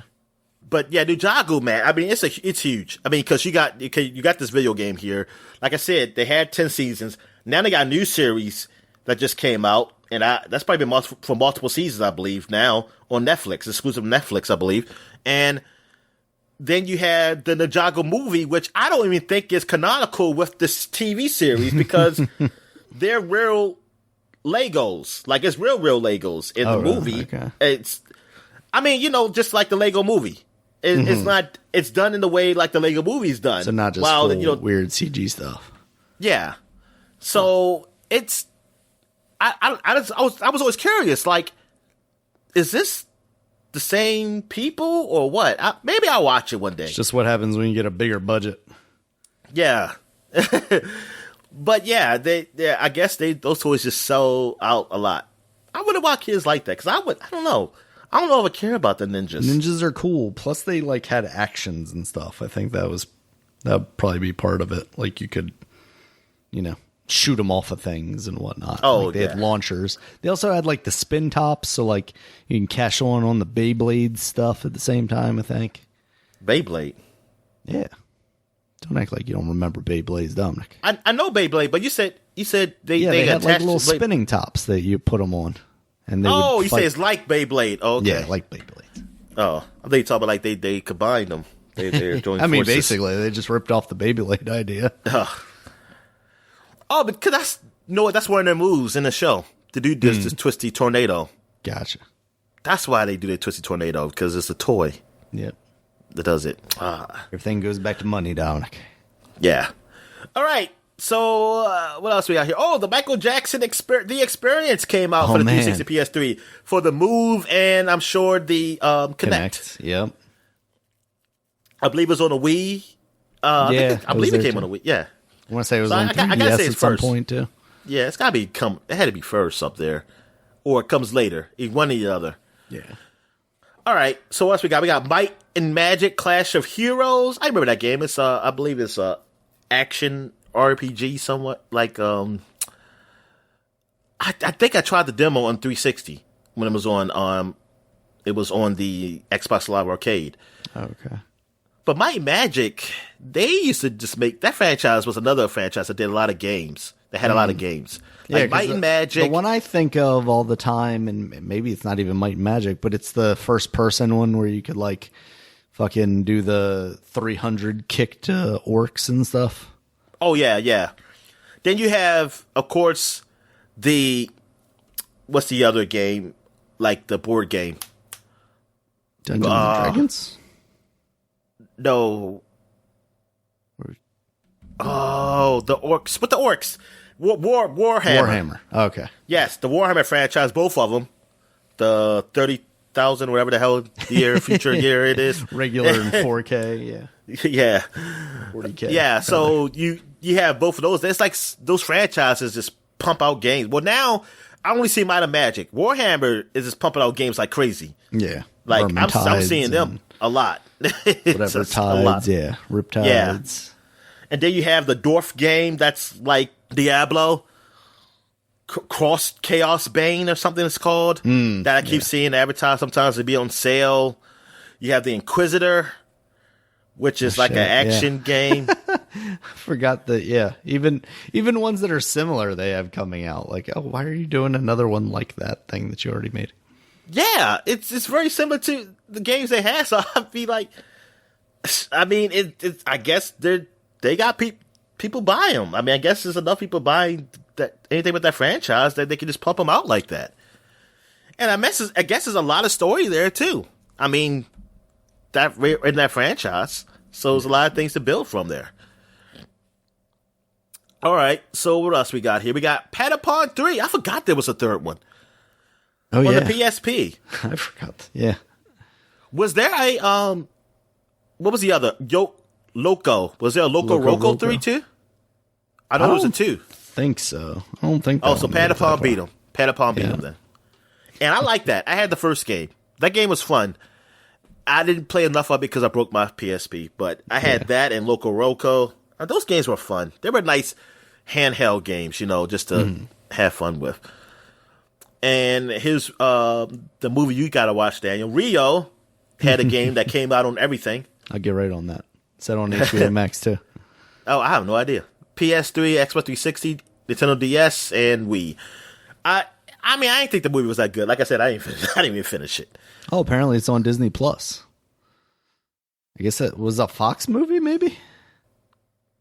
So what the what? It was a it probably was a Fox one.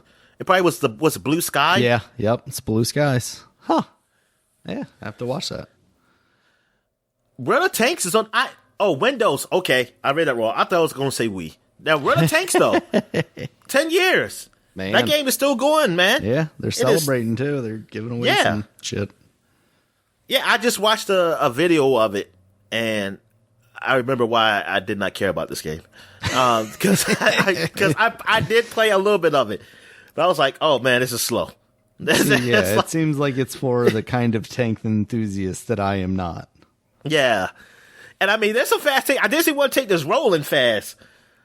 But it's probably compensating though, or something. Like it probably had a huge firepower. But yeah. I was like, man, scouting damn. tank. Yeah, I was like, this is not my game. It's still, they are moving faster than normal tanks, but it's still not a fast pace. It's not that type of shooter. It is a tank shooter, which, but hey, it's been going on for 10 years. People love that game. I remember I keep hearing about it too. Like World of Tanks. It's world, like you just fight in tanks. And I was like, oh, that sounds like it'd be cool. And when I finally got on 360 for me to try it, I was like, no, it's not for me. It's definitely not for me. Yeah. Another game that was released 10 years, Daniel. Portal 2. Man, what a game. It's funny it says Steam release. I'm like, what else was released on? I mean, it is Steam made this game, right? That also came out like when they launched Steam on the PlayStation. Didn't that launch at the same time? I thought it was, but because I bought it on the PlayStation 3, and then you were like, God damn it, I can't play on that. Like we couldn't play together or something like that. Yeah, and we still have not played together. Sharing stuff like that. Of I'm course, Steam doesn't really do that well either. So it says April 18th, 2011. Let me see what it says for PlayStation 3. It says show dates. It came out. No, it came out the 19th too. I don't know why it didn't have the. I looked up there too. I was like, "Where's the other versions?" They ain't show it. Okay, so at least everywhere. Or this week. Portal on all systems. So Portal 2. I mean, you can talk about because you beat it. I still have not played this game. Yeah, I mean, I thought it was incredible, the story stuff that they do with that. And I've played a very little bit of the co-op stuff, but it seems fun and also infuriating in a way that I don't know that I'm prepared to do with most people. Like, just because even in that game, in the original game too, like some of the timing stuff that you have to do with portals, but then you have to like rely on another person to do it at the same time as you. It's just like, yeah. So it's a very good game. That's pretty much all I can say. Oh, it's been so long since I played it, but it's definitely up there as one of the top games. Yeah, that's a game I just need to get my hands on. I mean, you know what? I like Portal. I got the Portal late because I got the orange box for Team Fortress 2. Yeah. That's what I got it for. I wanted Team Fortress 2, and I played the hell out of it when it first came out, and then I just stopped. I mean, like all games, I mean, I got to move on. I have to move on then. But I liked Half-Life 2. I want to try Half-Life 2. So, Portal, everybody kept talking about Portal and stuff. I was like, I'll get to it when I get to it. I'm going to play my Team Fortress and my Half-Life 2. So after I played all of them and played the shit out of Team Fortress 2, I didn't play Portal probably till more than a year later. And then finally I said, oh yeah, this is a nice puzzle game. This is a very good game. Now I know why people really loved it. And Portal 2, I was thinking about playing with you, but things came up. I think this was around the time you left Target, right? This is at least close to it. Yeah, it's got to be somewhere around there. Yeah, 2011. So, and I think we had different schedules. I think our schedules were really off. And like, cause you were working some weekends and I wasn't working weekends. So we couldn't really find time to play. So yeah, that's why and then I just lost interest. I didn't even have interest of even trying it. Yeah. But that single player stuff is good, and I think it didn't just rely on like the same old GLaDOS stuff. Like she was still there, but they also introduced characters like Cave Johnson, who was the guy that plays J. Jonah Jameson, the bald guy in the movies. Yeah. And also Invincible. Yes, and Invincible. Amazon property, Invincible. And also, what is his, Stephen Wright or whatever the British guy is that's with Ricky Gervais sometimes. He was like the orb that went around with too. So there were a lot of fun characters in that game. Okay. Yeah. All right. So what else I think that's it. That is it for 2011. So now we're going back 20 years to 2001. And we got The Simpsons Wrestling came out. I was thinking about getting this game. And then I read the reviews. That was horrible. So I never did get it. I guess that's because it was just a PlayStation game. I didn't really think about it. But yeah. I'm looking at the scores here. 2 from Game Informer. 1 that's from that's the one I IGN. saw. Because I read the Game Informer magazine and it had a 2. So I was like, whole game was Game Zone playing, giving it a 7.5 out of 10 here. And GameStop giving it a 6.4. Then I played a wrestling game. Apparently. So this was pretty good to them. Also, Illbleed came out for DC. We talked about this game. That's that horror game. Mm-hmm. Yeah. With that girl, you said you lose clothes and she goes so along. Absurd. Yes. Oh God, you're such a prude, Daniel. You're such a prude. No, this game's just absurd. All right, so it's realistic, Daniel. What do you think is going to happen with monsters? You're going to lose clothes. You're not That's wrong. what happens. You're not wrong. All right, what we got here? Metal Slug X or 10? I don't know how they do it. I'm going to say X. Both. Yeah. For the PlayStation came out. I never played Metal Slug. Never played that game. Have you ever played Metal Slug? A Metal Slug game? I've definitely had my hands on one at a certain point. Those are what makes me think of them nowadays is like Mercenary Kings, the one from Tribute Games who are working on like the new Turtles game and stuff. Those guys, they make similar like side-scrolly, weirdly cartoony war games. Yeah, they do that kind of thing. Yeah. Yeah, Metal Slug, you know what? I never thought about what it was until just a few years ago. Mm-hmm. Every time I read it or just saw it, for some reason I always thought of it like literally a metal slug. Like, I thought it was like some slug monster or something, and you have to kill it. I don't know why. I feel don't like know why. if they haven't made a game where you fight a gigantic metal slug, then they've failed already. Well, maybe because I never put two and two together, like a slug, like a bullet. I never put that together. I don't think I ever put that because I never used that term slug. Right. I heard it, and then metal slug. I just never thought about it. I just never put those terms together. I don't know why. But anyway, 20 years, another Heroes of Might and Magic game came out. So Of course. Yeah, and it was Heroes of Might and Magic Quest for the Dragonbone Staff. I don't know what kind of game this is. It came on PlayStation 2. The PlayStation 2 version released.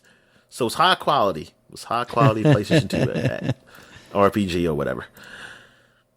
All right, so what else we got? Last and maybe least, because I don't know what this game got rated. Batman, Chaos, and Gotham came on the Game Boy Color. Chaos and Gotham. Wonder what that game. Let's see what that game got rated. Oh, it's based on the cartoon. And yep, and it got rated a 7 out of 10 on IGN. I feel like I saw somebody playing this on Games Done Quick or something. Games Done Quick, yeah. Oh, nah, maybe not. Maybe not. I mean, for Game Boy Color, this looks pretty solid, I'll say. It does. I mean, it shouldn't be too hard to make a side scroller, right? I don't know. I've failed every time I've tried.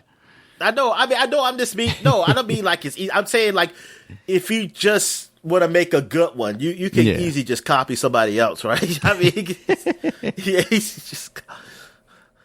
Like, if you know how to make games... I'm just going to make a Mario game and then put Gianna Sisters in it or something. A side-scrolling beat 'em up. Like, just something to make kids like. Like, hey, I can just beat 'em up. Oh, yeah, this license stuff. I mean, they were pumping that shit out. And honestly, like, most of it was probably respectable. Like I've said, why did Game Boy Color want to make their cartridges see-through? Because that shit was cool in the 90s, Dominic. Like, I mean, everything was I know see-through. it's cool, but to do it for all... it should be special. That's true. Well, they were all special. That's why. And then, like, I used to hate see-through consoles. Black cartridges. I never did like them. See-through consoles, like, oh, look, it's see-through. You can see the chips. I don't give a fuck. There's a reason why they were covered. I didn't want to see that shit. And see that.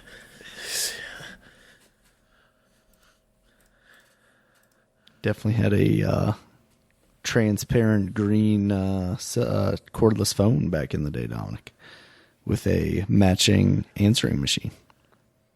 So. Oh, what, you had that in your room? Yeah. You had your own phone number too? No. Oh. Never that I remember special. that because I remember my sister used to be like, I just want a phone in my room. And then she finally got one. But I was like, she don't got her own line though. I thought that was the whole point. Yeah. I as a kid, I know why. It's like, it's not your own line. But I guess convenience of privacy. Get to go in my room, talk to my friends. I always wanted, because you know how you used to have those candy selling things, selling candy in schools. Yep. I used to always want the Garfield phone. Hell yes. I mean, but I would never. Clarissa had one, right? Yeah. That's right. Somebody had one. Yeah. But I just wanted it from that magazine, though. Like, the catalog. Like, you sold this many bars, you'll get the Garfield phone. I was like, oh my God, I want the Garfield phone. Sell like $10 million worth of chocolate. I know. That wasn't very good. I ain't get no close to that. I only sold like 5 boxes. Exactly. And that was a lot.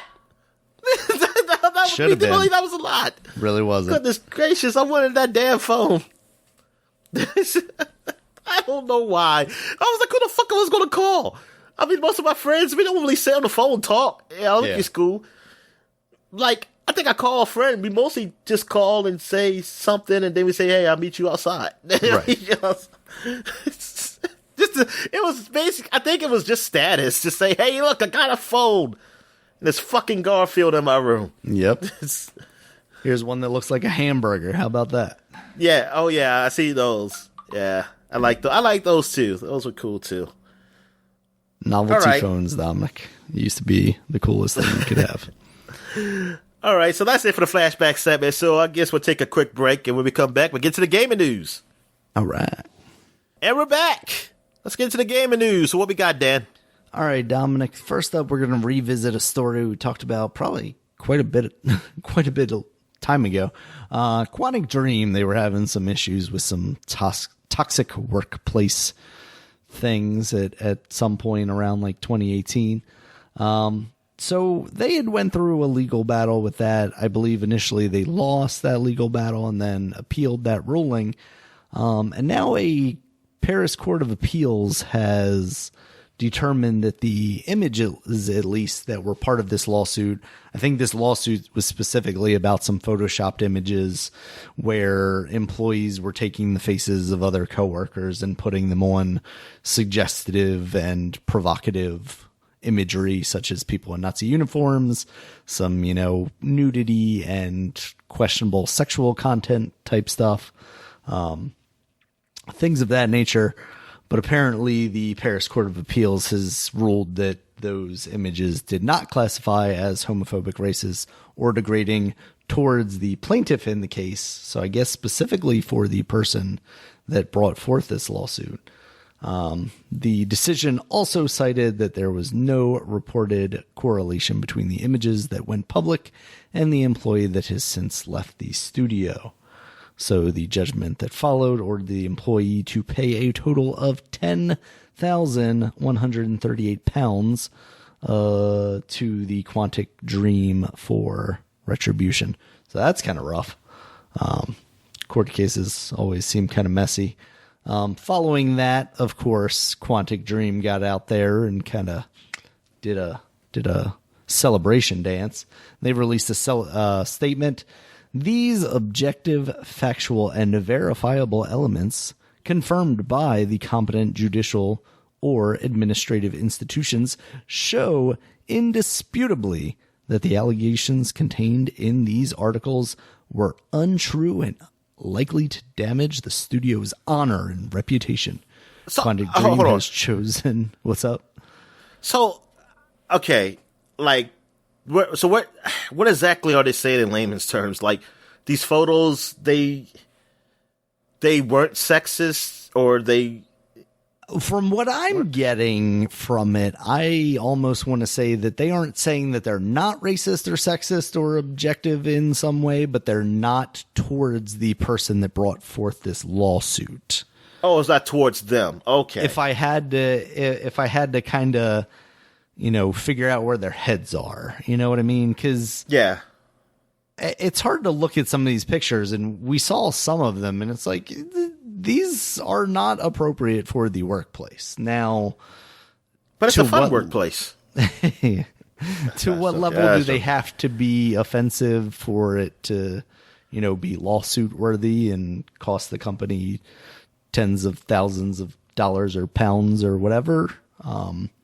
I don't know. I'm not a lawyer, I'm not an HR person. I just, keep my nose clean, Dominic. That's all I can do. So, I don't. I got a lot of boogies in there. You got blowed out sometimes. So I don't know where they're coming from. Because, again, this is seemingly a case that was decided by another, court that said, yes, in fact, these are, valid accusations, I guess. And then it was taken to the Court of Appeals. So, yeah, I don't know, Dominic. Does this give you confidence that Quantic Dream is not a toxic place to work at and things of that nature? Or are you still just like, they got away with this one, or somewhere in the middle there? Probably more in the middle. It's not just they got away with it. Maybe it's just the white person didn't come forward, or not enough people didn't come forward. I don't know. Because, who brought the lawsuit? How many people brought the lawsuit, I wonder? Is it just one person? One employee? Yeah, I wonder. I'm not sure about that. I'm curious. I don't know. I still hope they clean up. Even they got away, but they know, hey, we got to clean up. They're on our tails. Yeah. They're going to be watching us closely. I can't make another terrible game and also have a toxic workplace. Can only do one of those things. Yeah. So. Yeah, I don't know. It's like maybe if there were more people coming out Or like, I don't know who the employee, like, cause like you said, are the employees not in these photos? Yeah, or it just happened to be someone that wasn't a specific part of one of these photos. Yeah. Is he or she not in them? I don't know. Is it he or she? We don't know the name of the employee, right? I'm not sure. Anonymous. So I don't know if they were in them or if they were in. I don't know. Yeah, I just think there were some things going. I believe there were things going wrong. Definitely. I don't think it's just like, oh, nothing was happening, and then just the employee was just disgruntled and just said false stuff. Yeah, because you don't put yourself in that position because now they have to pay £10,000 back to this company. So yeah, that's a risky endeavor. Yeah, for some pettiness. Yeah, that sucks. But yeah, man, I hope it cleans up, and I hope that person. I mean, if they were wrongly done, man. I mean, darn, I don't even know what to say. Like, yeah. Oh, hopefully they can appeal the appeal. I don't know how that works. Can you do that? I feel like you gotta be able to. Can that person just go to America and just stay there and just don't resue pay anything? Him? Oh yeah, just not paying. Just excommunicate himself from Paris or something. Yep. Do the reverse Snowden. You know. There you go. Yeah, they can just meet up in Russia and hang out. Yeah, well, Russia they lets can you go to get Russia, away with anything. Yeah. Yeah. They don't like Paris either. Yeah. They don't like nobody. All right, Dominic, in some other news, we got an update for the PS5. This seems like it's the first big one. And it adds quite a few features, but one of the bigger features that they're touting is the ability to archive PS5 games to a USB drive, much in the way that Xbox currently can. You can use it basically as cold storage. You move your games there in case you don't want to have to download them again, and then you can move them back. But they have to be on the internal hard drive for you to play them. Because PlayStation 5s require the power and speed of the built-in NVMe drive, much in the same way that the Xbox does as well.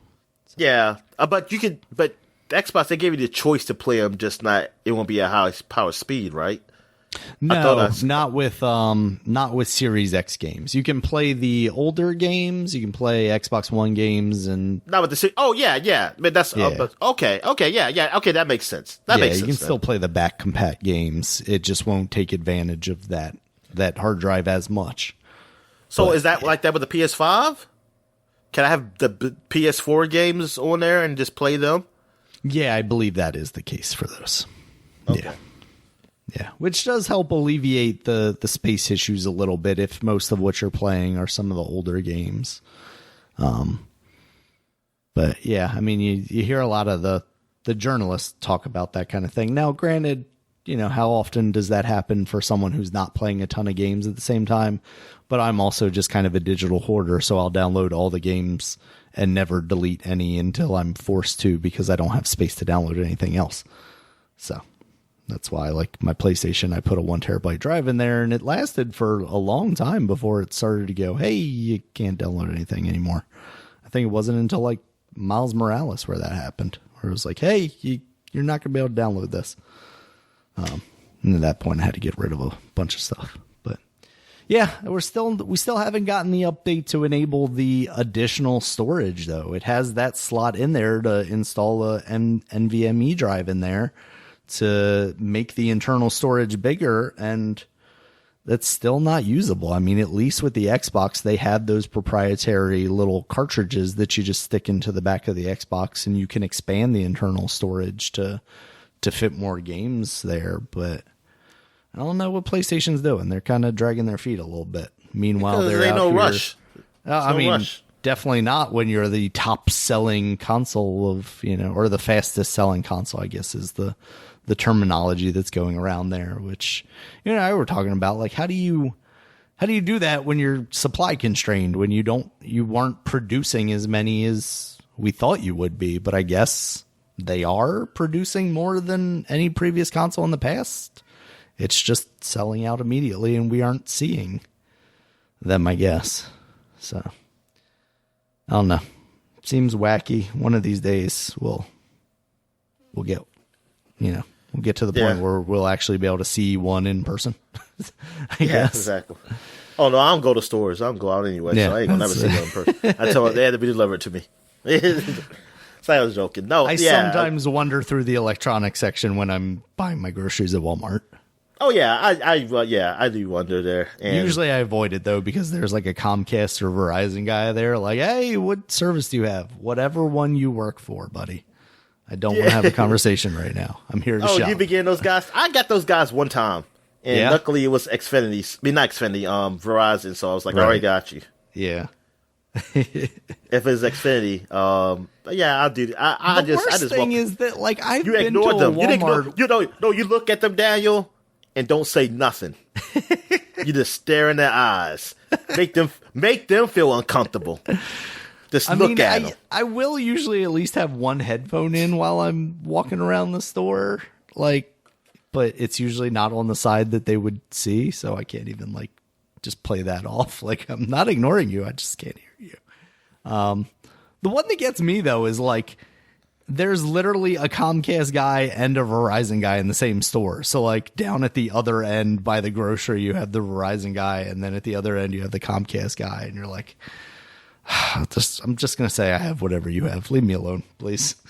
Why do I look approachable? I really need to grow out a beard and just when they yell, when they talk to me. You need to just say something just crazy, just to make them be like, hey, say what? What service provider you have? You just say I like underpants. You just say something just ridiculous. You're right. I really should go about it. And then the worst part is when you're they don't even remember you. You're so nebulous that they ask you again, and you're like, man, I already did this. I already told you. I don't want your service. Oh yeah, you're that guy. Oh, okay. Yeah, let's move on. Yeah. Anyway, so PlayStation's selling out fast and getting updates. In some other PlayStation-related news, though, Dominic, we got Days Gone. It has officially been announced as coming to the PC personal computer, not play computer, on May 18th, so pretty soon. And right now, of course, we have it free for PlayStation Plus, so maybe that was kind of Sony's way of competing with this, although they're also the one releasing the game, so I guess doesn't really make much sense. Yeah. But it would make sense if it was the baseball game, because it's technically, even though they made the game, MLB is publishing it, so they're putting it on Xbox, making it part of Games Pass, so you're undercutting them if you put it on PlayStation Plus, even though then you're basically just kind of leveling it out, leveling the playing field. That's what I was going for there. So yeah, Days Gone seems like it's not as bad a game as it seemed like initially it was. I don't hear a lot of people shitting on that game. They might not praise it as much as something else, but it seems for for the most part, it's a pretty high end mediocre game. I mean, I want to try it. I mean, one day. I mean, I just got all these games. Mm-hmm. But yeah, I never heard it be horrible. I never heard it horrible, but so it's kind of sad. These guys, I mean, they can't make a sequel to it. But now, what's happened with the studio?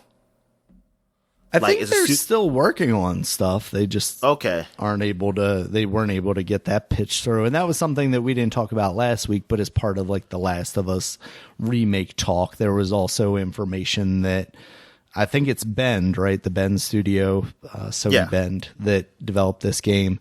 They went to Sony with a pitch hey, we want to make the, second game in the series. We want to make Days Gone 2. And they were pretty much rejected there, which is sad because it not being a terrible game, there's plenty of room, but not being the best game also, there's plenty of room for it to improve. They could release a game that is amazing and blow us away this time, especially if it was able to distance itself from Last of Us. There was a lot of that where it was why are they even making this game when they already have Last of Us coming out? Last of Us 2 was coming out. Oh yeah. I mean, I was saying that. Yeah. Yeah, that was conversations that happened on this podcast. especially before like the delays of Last of Us and stuff, they were coming out very close to each other. So if they could distance themselves from that, and Sony doesn't really have a similar property coming out, you know, I could see a Days Gone 2 being a lot more successful than the initial one. So it's unfortunate. Hopefully they get to maybe work on something new and, you know, another new thing instead of just being stuck on another AAA project of, oh, let's remake Last Guardian again for some reason. I'm still upset about this Last of Us thing, Daniel. I mean, it just doesn't make any sense. Yeah. Like, especially Naughty Dog. Like, let them do something new, please. Right. Like, I mean, that's the thing, right? Is new? Like, it's one thing because from the additional stuff I heard over the week is that it was this other, the kind of studio that helps out went to Sony and pitched, hey, we'll make a Last of Us remake. And Sony was like, this is okay. They like finally conceded to it. And they were happily working on it. And then, even though they weren't necessarily given the resources that they wanted, but then Last of Us 2 came out, and oh, hey, all of a sudden Naughty Dog opens up for work to be done. And Sony's like, hey, guys, you should work on this thing. And it's like, but just have those guys do it. Have their like Skunkworks team do this thing while they are still, you know, making money by porting over other things or helping out, you know, doing that kind of thing. Let a team of their people do it. But now you just have Naughty Dog working on it again. And instead of creating something new and cool, you have them revisiting this thing that's not even that old anymore. Exactly. Because think about Last Generation. All we got was sequels. Yeah. From Naughty Dog. We didn't get nothing new. Yep. Just Uncharted and Last of Us. That's sad. And you tell me the next game they're going to make it might be Last of Us Remake? Are you serious? Like, I'm ready for something new from them. Extreme waste of talent. 100%. I'm not even the person asking for them to revisit Jak and Daxter. I wouldn't necessarily mind it. And at least we're far enough removed from Jak and Daxter that we wouldn't be having the same exact conversation that we're having now about Last of Us, you know? Yeah. But yeah, I would prefer a completely new thing over all of those options. You know, give Jak and Daxter to a competent studio that maybe needs to build up a portfolio, something smaller that they'll benefit from being attached to a known franchise, like to give them a chance for people to play their game. And let Naughty Dog, who has the name, people will buy anything that has Naughty Dog's name on it, let them create a new IP so that we can, you know, progress here. Yeah, it just doesn't make any sense. I don't know why Sony's doing it. I guess something's got to be wrong. Like, you were taking risk, and y'all were killing it, taking risk Last Generation. Well, you know what? Now, I take that back. I mean, you took risk with some games. The Naughty Dog games were actually safe, I guess I could say. I guess they were a little too safe. It's almost like you're not letting them take a risk. Or they're not taking a risk themselves. I don't know. It's one or the other. You're not letting them, or Naughty Dog's not. Because they're just staying with the same franchises now. Yep. All right. So, what else we got, man? All right, Dominic. In some other Sony news, this one's just kind of a quick hit here. Another Fortnite character we're getting, or skin, I guess. Aloy from Horizon Zero Dawn. You can check her out. See, that was a risk. Pretty cool. I think that. Hold on, I'm sorry. Horizon Zero Dawn, made by the guys who did Killzone. Mm-hmm. That was a risk doing this whole new franchise, this big budget franchise, and they made out great with it. Yeah, that's true. That was a new IP. Yeah, but yeah, it's just Naughty Dog. I'm just surprised by them because like they seem like they're the top dog. Yeah, they're the top dog for Sony, but it's like now they're just really just resting. That's a true. If you do the remake, Last of Us you're definitely resting on your laurels. I mean, that is just a fucking cop-out. Like, what the fuck? Okay, go ahead. I'm sorry. All right. So we got Aloy in Fortnite. That character skin looks cool. I like the designs that they come up with for that. So they got that stuff. And then other characters coming to known franchises, Dominic. We got Chun-Li and Ryu coming to the Power Rangers Battle for the Grid on May 25th.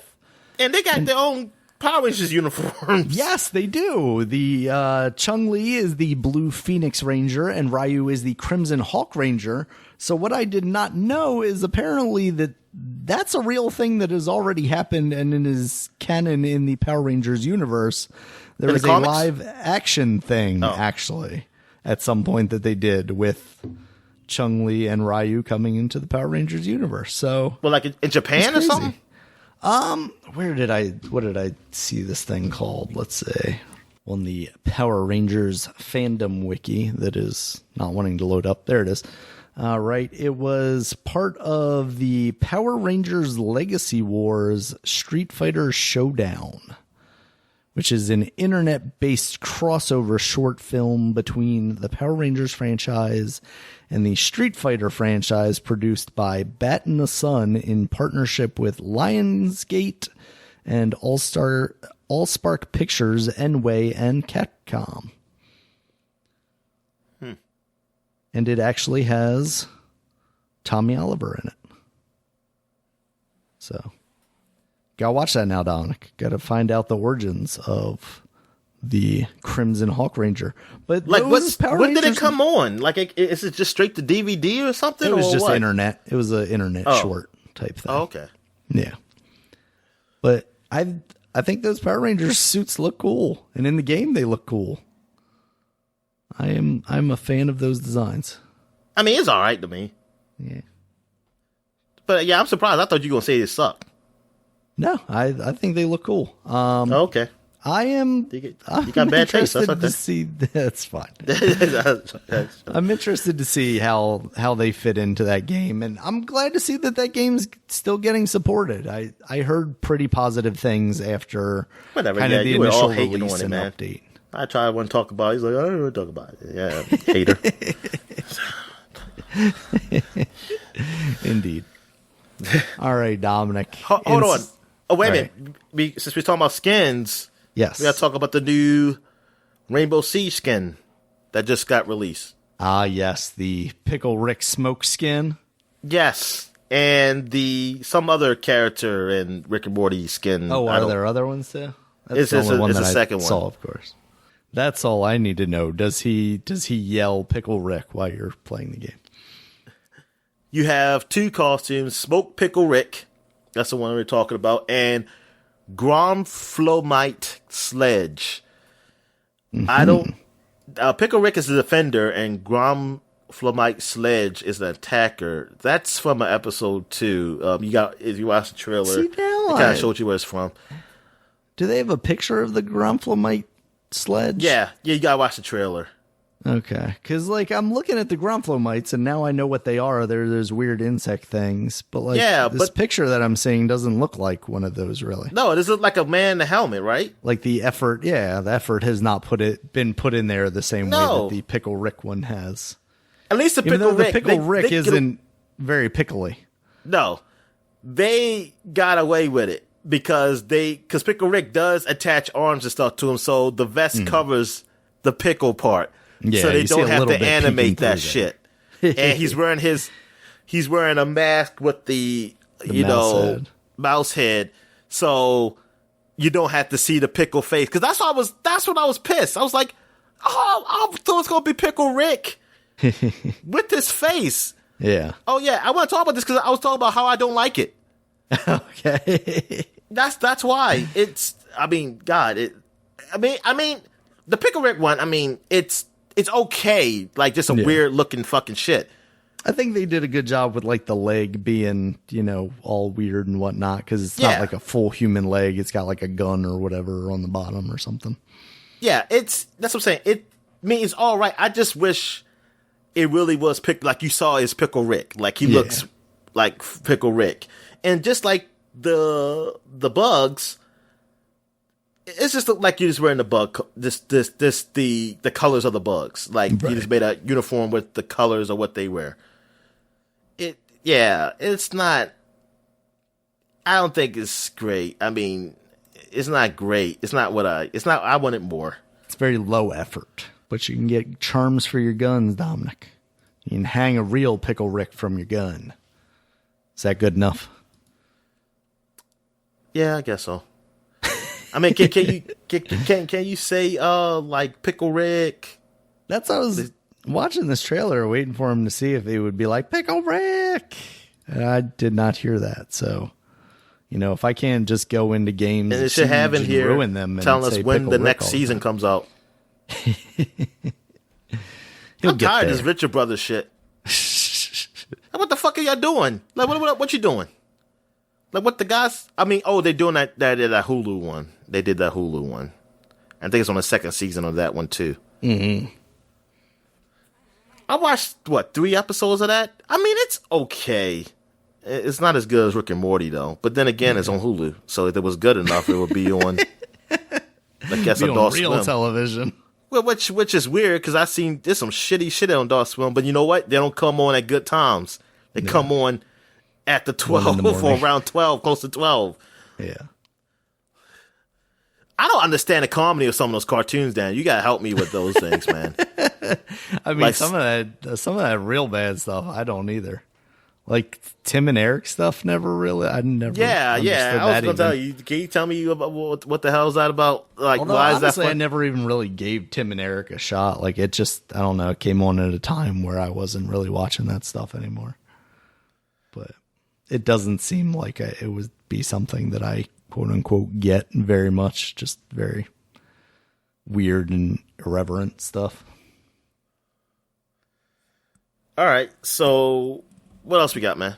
All right, Dominic. I feel like we do this every week. We've got new Switch news, except it's not new Switch news. It's new news about the existing Switch. This time it is the Switch Lite. They're coming out with a new color. It is called Bright Blue, and it's coming out May 21st. I saw a lot of people on Twitter when this was announced comparing it to the blue GameCube, or did I say blue? Purple GameCube, sorry. And it has kind of that, it's almost to that color, but not quite. Like, they're not willing to commit to the purple. There's a lack of red. That was a bad choice to me. The purple or the blue or both? The purple. Yeah, I mean, I got used to it. But I still think that it should never been. Yeah. It was definitely an oddball choice, and with the way that thing was designed and with its handle, it definitely added to the quote unquote kiddiness of it, which very well might have been the idea behind it. They might have been carried it like a lunchbox. You knew that. You took it to school like a lunchbox. You skip it along to high school. It's like blah blah. Yeah. With your holding your GameCube. Heck yeah. Gotta take it to my LAN parties, Dominic. So, new colors. Awesome, I guess. Great, whatever. When are we ever gonna get a Switch Pro? I know. Is it happening, Dominic? Tell us so I can be so angry because I can't pay for all these damn systems. Exactly. Once you finally get up enough money for a PlayStation 5 and are able to get one freely in the marketplace of ideas or an Xbox, that's when they'll announce the Switch. And you're like, well, do I want that or do I want this? Or, yeah, shit. And then you won't be able to find one of those for like 2 years. So it's real bad, Dominic. Yeah.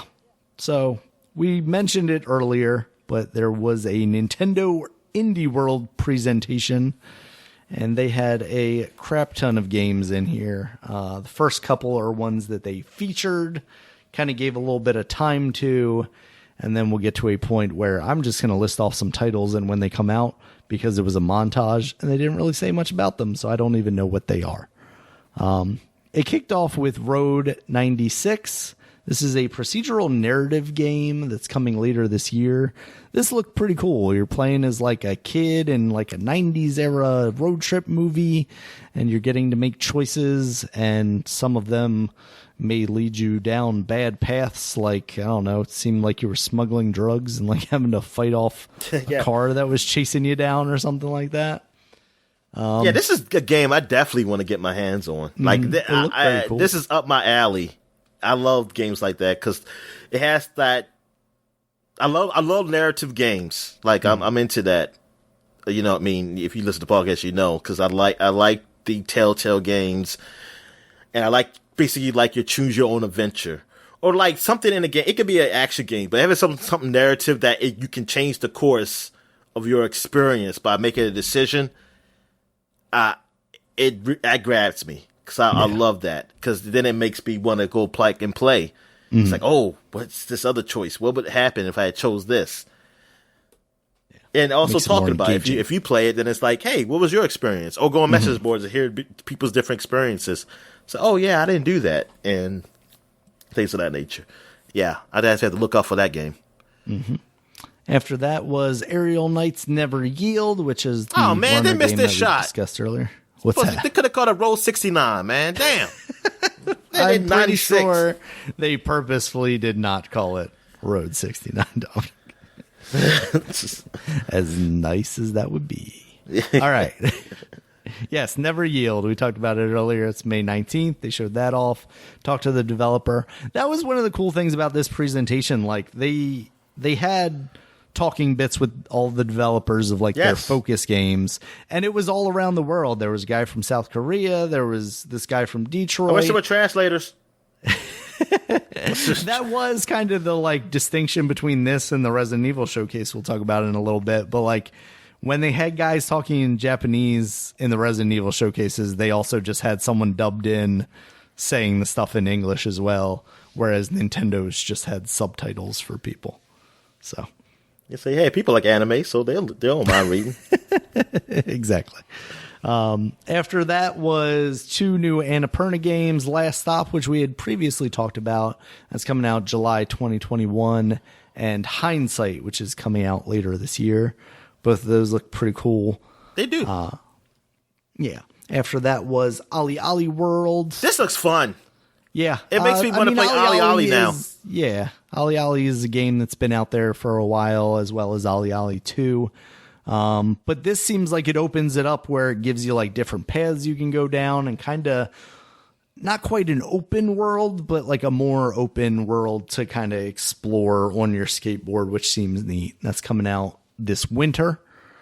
After that was Longing, which is available now, and it is a game that you play out over 400 days in real time. Crazy. It really is. Like, I think I saw people talking about it when this happened before. Is the timer still going on when you turn it off? I would hope so. I would really hope so. That's what I'm saying. Maybe there's a lot of shit to do in the game, Dan. Yeah, I mean, yeah, I would also hope that as well. Like, I want to be able to play it for as much of that time as possible. But I would also hope that I don't have to, go past. It should be like a suicide button. I'm sure there is. Just take that little pickaxe to Dobby's skull. Yeah, there's a gun. Or like you know how to make a gun, you gotta get the parts to make one. Oh, there you go. So gotcha. And then you miss. Resource management. The one bullet you have, you miss. And you hurt yourself, but it's painful. This is, that truly is Longing, Dominic. And then you don't really know how to take care. You gotta cut your arm off, maybe or your hand or something, whatever part you shot, you miss. And then just hope you bleed out. Man, this is real rough, Dominic. But yeah, that's an interesting concept that I would like to see more of. I gotta find some videos or something of it to see what you're actually doing in the game. They spent a lot of time talking about like the idea behind it of like, 400 days, you're waiting for this like giant king or something to wake up, but didn't really explain what you're going to be doing in that time. Jerking off. That. Come on. They ain't got nothing else to do. There you go. Hope he's got the internet. All right, Dominic, after that was There Is No Game. Now, this one seems like it would be right up your alley, too. It's a point-and-click adventure comedy game. Look like it also has some like mini games, like you're playing a whole bunch of Yeah, you should buy that for me. It is, yes. So, check that out. Hey, $80. I will check and see what the price is. Give me the money. I'll buy it. Okay. $500. I'm going low. Keep the change. Yeah. No, $520. I can use the other $500 to get an Xbox Series X. Okay. If I can find one. All right. So that looks cool. After that was TMNT Shredder's Revenge, finally announced for the Nintendo Switch. That's coming out later this year, and they had some gameplay video of that. That game looks awesome. It just reminds me of like a Way Forward Game Boy Advance Turtles game. What's it called again? Side-scrolling beat-em-up kind of game from that era where it's like... Yeah, we talked about this. Yeah, but yeah, they show some more. Yes. So we got confirmation that's coming to the Switch, basically. Yep.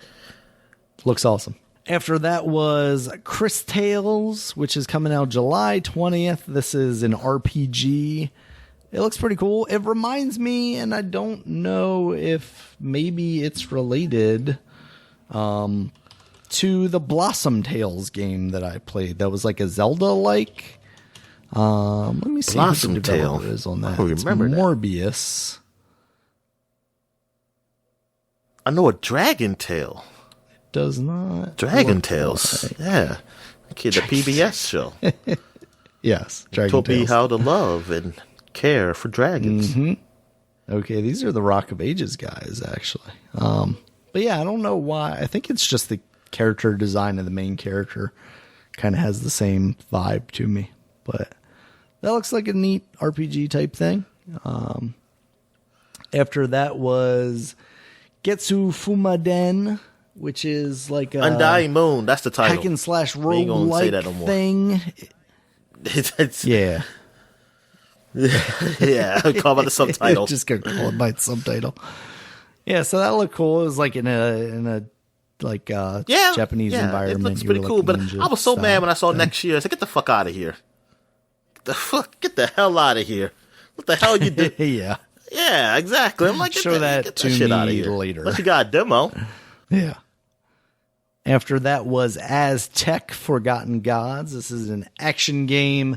It reminded me a lot of like a Platinum style. Yeah, like hack it's and like the slashy Aztec kind of god. Devil So May Cry it was type thing. developed. What was it developed at? It was.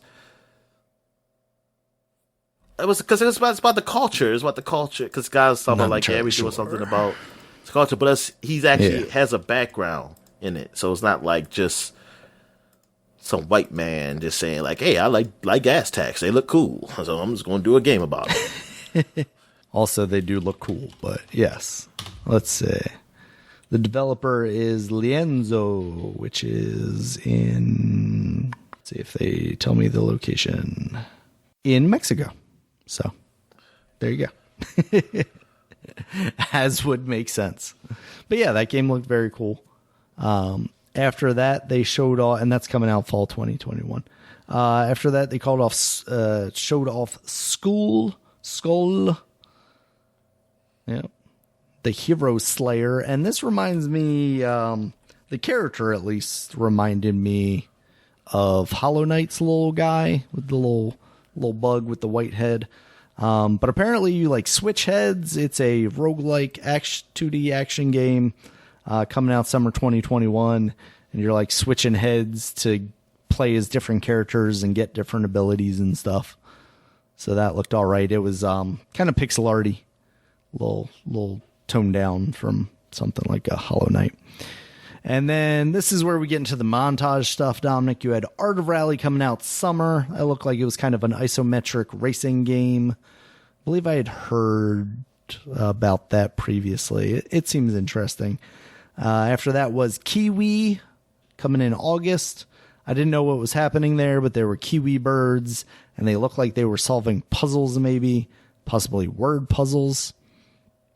After that was Labyrinth City, Pierre the Maze Detective, coming out this spring, which reminded me a lot of like visually a Where's Waldo book. Oh, okay. Like it had that kind of look to it, like almost hand drawn, but weirdly adult artsy fartsy at the same time. After that was Weaving the Tides. This, I wasn't quite sure what was happening in this one. It looked almost like isometric flying around shooter type thing. Yeah. You also didn't look like you were shooting necessarily. I didn't really understand what I was saying. Yeah. And that's coming out in May, so we'll find out. But hold on, what back that to is kiwi. soon. Now Sure. those little kiwis, like, Do they I'm taste very like kiwis? confused. Like, they can. What the hell? They had like a backpack and shit on too. Like, what's the story behind that? They're advanced, Dominic. They're advanced kiwis. And I think, was this all in the montage? Yes. Because yes, so that's why I'm not entirely sure what was confused. happening there. Art O'Reilly, I think it was. I think I saw, was Art O'Reilly, you in the car, right? Mm-hmm. And I got confused because I didn't see the title Art O'Reilly. And I thought that was part of the Kiwi game. And I was like, oh, I guess they drove and now they got out the car and now they're on a keyboard or something. What the fuck is going on in this game? It's like, what the hell? Yeah, these kiwis are like delivering letters or something, and they're like working inside computers to do stuff. Yeah. Yeah. It seems interesting. It's definitely intriguing. Like, I want to know what the hell that thing is. Next up was the House of the Dead remake that's coming out later this year. I kind of want to play this, man. Kind of gun style game, arcade. With the Wii, shooter. using the Wii. I said the Wii. The nunchuck. Yeah. Nope, not the nunchuck either. The The Joy-Con. The Joy-Con. Yes. The Joy-Con to shoot. Yeah. I think I would have fun doing that. Yeah. It seems cool. After that was Ender Lilier, The Quietest of the Night. This was like a side-scrolling thing situation. It was hand-drawn looking. It had you were starring a woman. I don't know what was really happening because, again, this was part of the montage, and they showed like 5 seconds of it. And I went back and watched it like 4 or 5 times just to write down the name. But yeah, I didn't gather much information from it. That's coming out June 21st. After that was Beasts of Maravilla Island, which is coming out June. And that was, what was that one? I want to say it was like some weird funky characters. Oh, this was the one where you were like, yeah, he was like a little guy and he was walking around an island taking pictures and stuff. Like you're a little explorer guy. It looks pretty cool. It's according to the Steam page, a 3D adventure game where you take the role of a young wildlife photographer who traverses Maravilla Island's magical ecosystems to discover extraordinary creatures, learn their behaviors, and most importantly, is it going to be better? Is it going to be better than Pokemon Snap? Yes, it is. Oh yeah. Yeah, this is the Pokemon Snap killer, Dominic. Also, there's a demo available on Steam right now, so that's cool. Oh yeah, I gotta try that out. Try that out. Leave that. But it's not on the open. Switch though. No demo on the Switch. Let's check the eShop real quick and find out. You know, they don't surface that stuff very well. You like have to go into the search and then see if there's, things that have demos.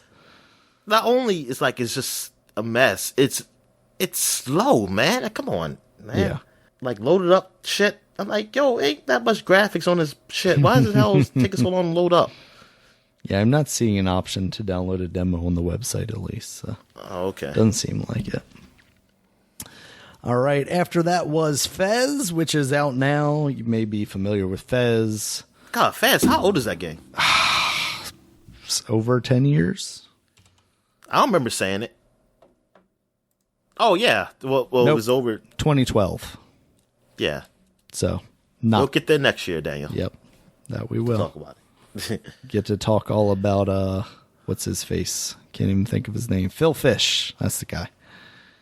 Talk about Phil Fish. That's a game I still have never beaten. And I know there's like secrets and stuff to it that probably have been spoiled for me at some point, but it's been so long since I've heard them that I don't I don't know how they affect the game. So one of these days, Dominic, I'll probably give him more money for the Switch version and then finally beat it and realize I had played it on the Vita to like almost completion. I played it on the Vita for a while and then I just got stuck somewhere and I just kind of I remember you talked about the game when we was doing the podcast. Yeah. You were playing that game. I like it. I mean, it's a cool concept, like with the 2D, but you can, manipulate the world in 3D and stuff. But yeah, just got stuck somewhere. All right, Dominic. And then they had one final thing, and they showed off Oxenfree 2 Lost Signals coming out 2021 sometime. You ready for the sequel, Dominic? Yeah, I think I want to play that game again. I was playing it again on the Switch, so I might give that a shot. Nice. To play because there's different endings. You gotta have different endings. Yeah. So hopefully I'll get a different. I'm definitely gonna get a different ending because what I played so far. No, I gotta start from the beginning again. I can't start from probably where I left off. But I know what choices. I know what some of the choices I made. I'm gonna be a bitch this time. Like really be a real bitch to my stepbrother. Yeah. Instead of trying to pick the nice ones, just to see what happens. It's a good game. I like that game. Yeah, and I definitely like what I played of it. Something else came along and I ended up starting that and never went back.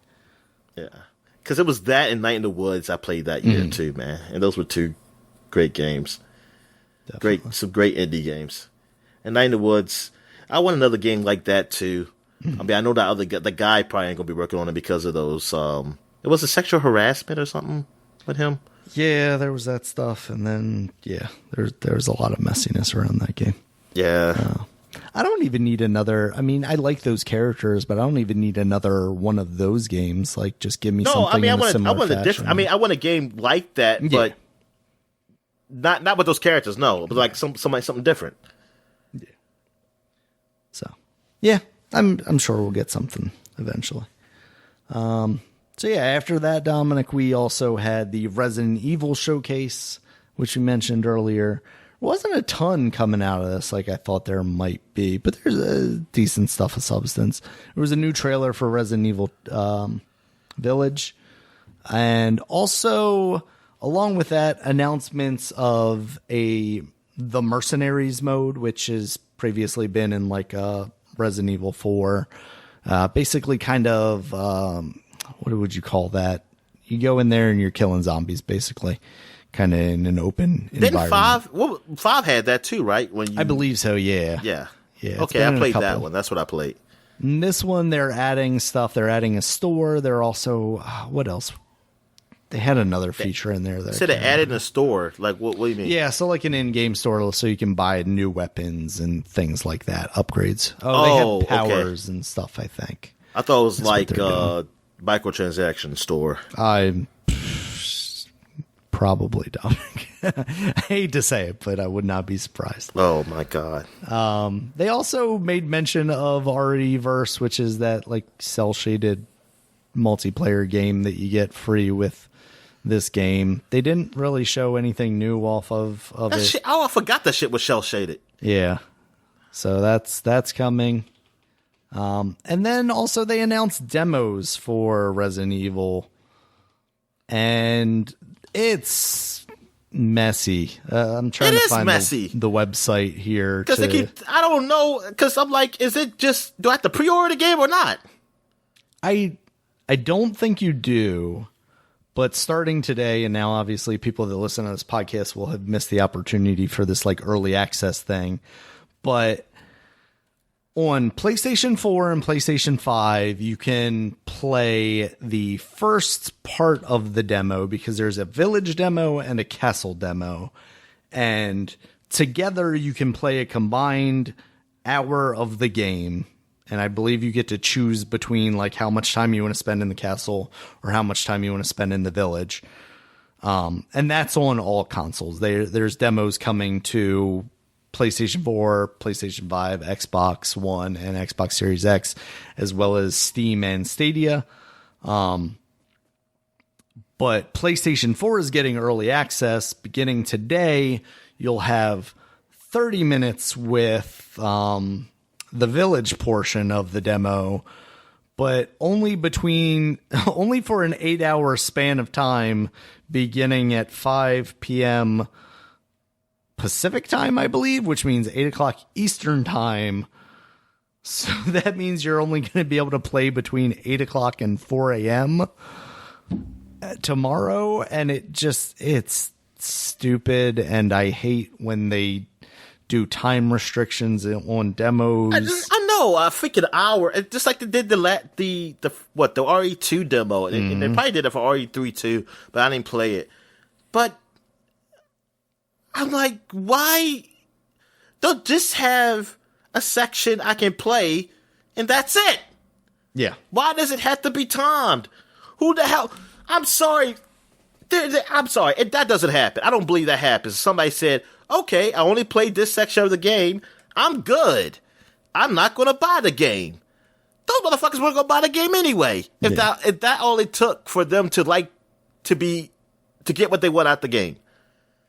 Like, come on, man. That is so stupid. Be like, oh, you play enough of it. I said, what? Why can't I just have the demo? Yeah. Yeah, because I can't tell you when I was younger, like how much time I would spend with demos that would just let me fuck around for hours on end. I mean, I think a lot of people who play video games who had demos have done that. I mean, I've done it so many times too. Which is what they're trying to stop, Dominic. But I couldn't afford to get the game. Exactly. I didn't have money. You're not losing out on a sale because you were never getting that sale necessarily. I was a kid. And if I had the money, I would buy your game because clearly I've spent hours and hours on your demo. I just want to feel rushed playing. Right. Yeah, and also the availability of just only letting me play these 8 hours of the day, and for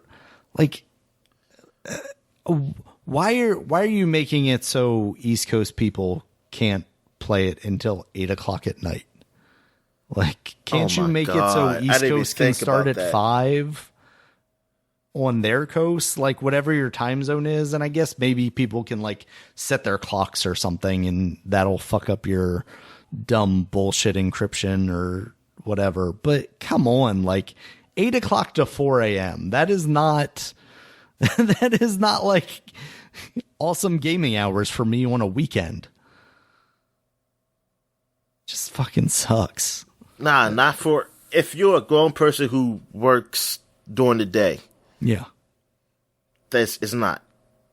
Yeah. It's not. I mean, if you're a young person, yes, that's probably all right because you probably just stay up hours anyway. And you don't sleep. Or for people who just don't sleep, I guess I should just say that. Because, I mean, who don't sleep normal hours. But me, I'm already getting tired. If I get to 10, I'm getting tired. Yeah. And sometimes I might, and most of the time, I'm forcing myself to stay up sometimes if I want to do, because I want to complete something. Yeah. And I'm forcing myself. But if I could go right to sleep. Yeah. Unless I'm up and moving around, I'm going to pass out doing whatever I was doing too. If I'm trying to finish a movie or a show or even a game, I'm falling asleep with the controller in my hand. Or if I'm on my phone, that phone's going to fall on my face when I fall asleep and I drop it in my face. Why 8 hours? I mean, Resident Evil 8, ha ha ha, that's so fucking clever. But no, it's not. Just make the demo available at least for a week, 2 days even. Why in 8 hours? Not even a full fucking day. What are we doing here? I don't know, man. I don't know why you can't just be simple. Hey, here's the demo. Yeah. And you play it. This the date the demo comes out. Play it. Bam. Yeah. You time limit it, and then you further limit it by what time I can play it, and it's just, why? Who is coming up with these dumb ass concepts? So explain this to me again. Okay, the demo. Okay, so the demo's only available tomorrow. So there's a village demo and a castle demo on the PlayStation 4 and PlayStation 5. They get early access, and beginning tonight at 8 p.m. Eastern time, you will be able to play 30 minutes of the village demo from the hours of 8 p.m. to 4 a.m. So anytime between those 8 hours, you can spend 30 minutes in that demo.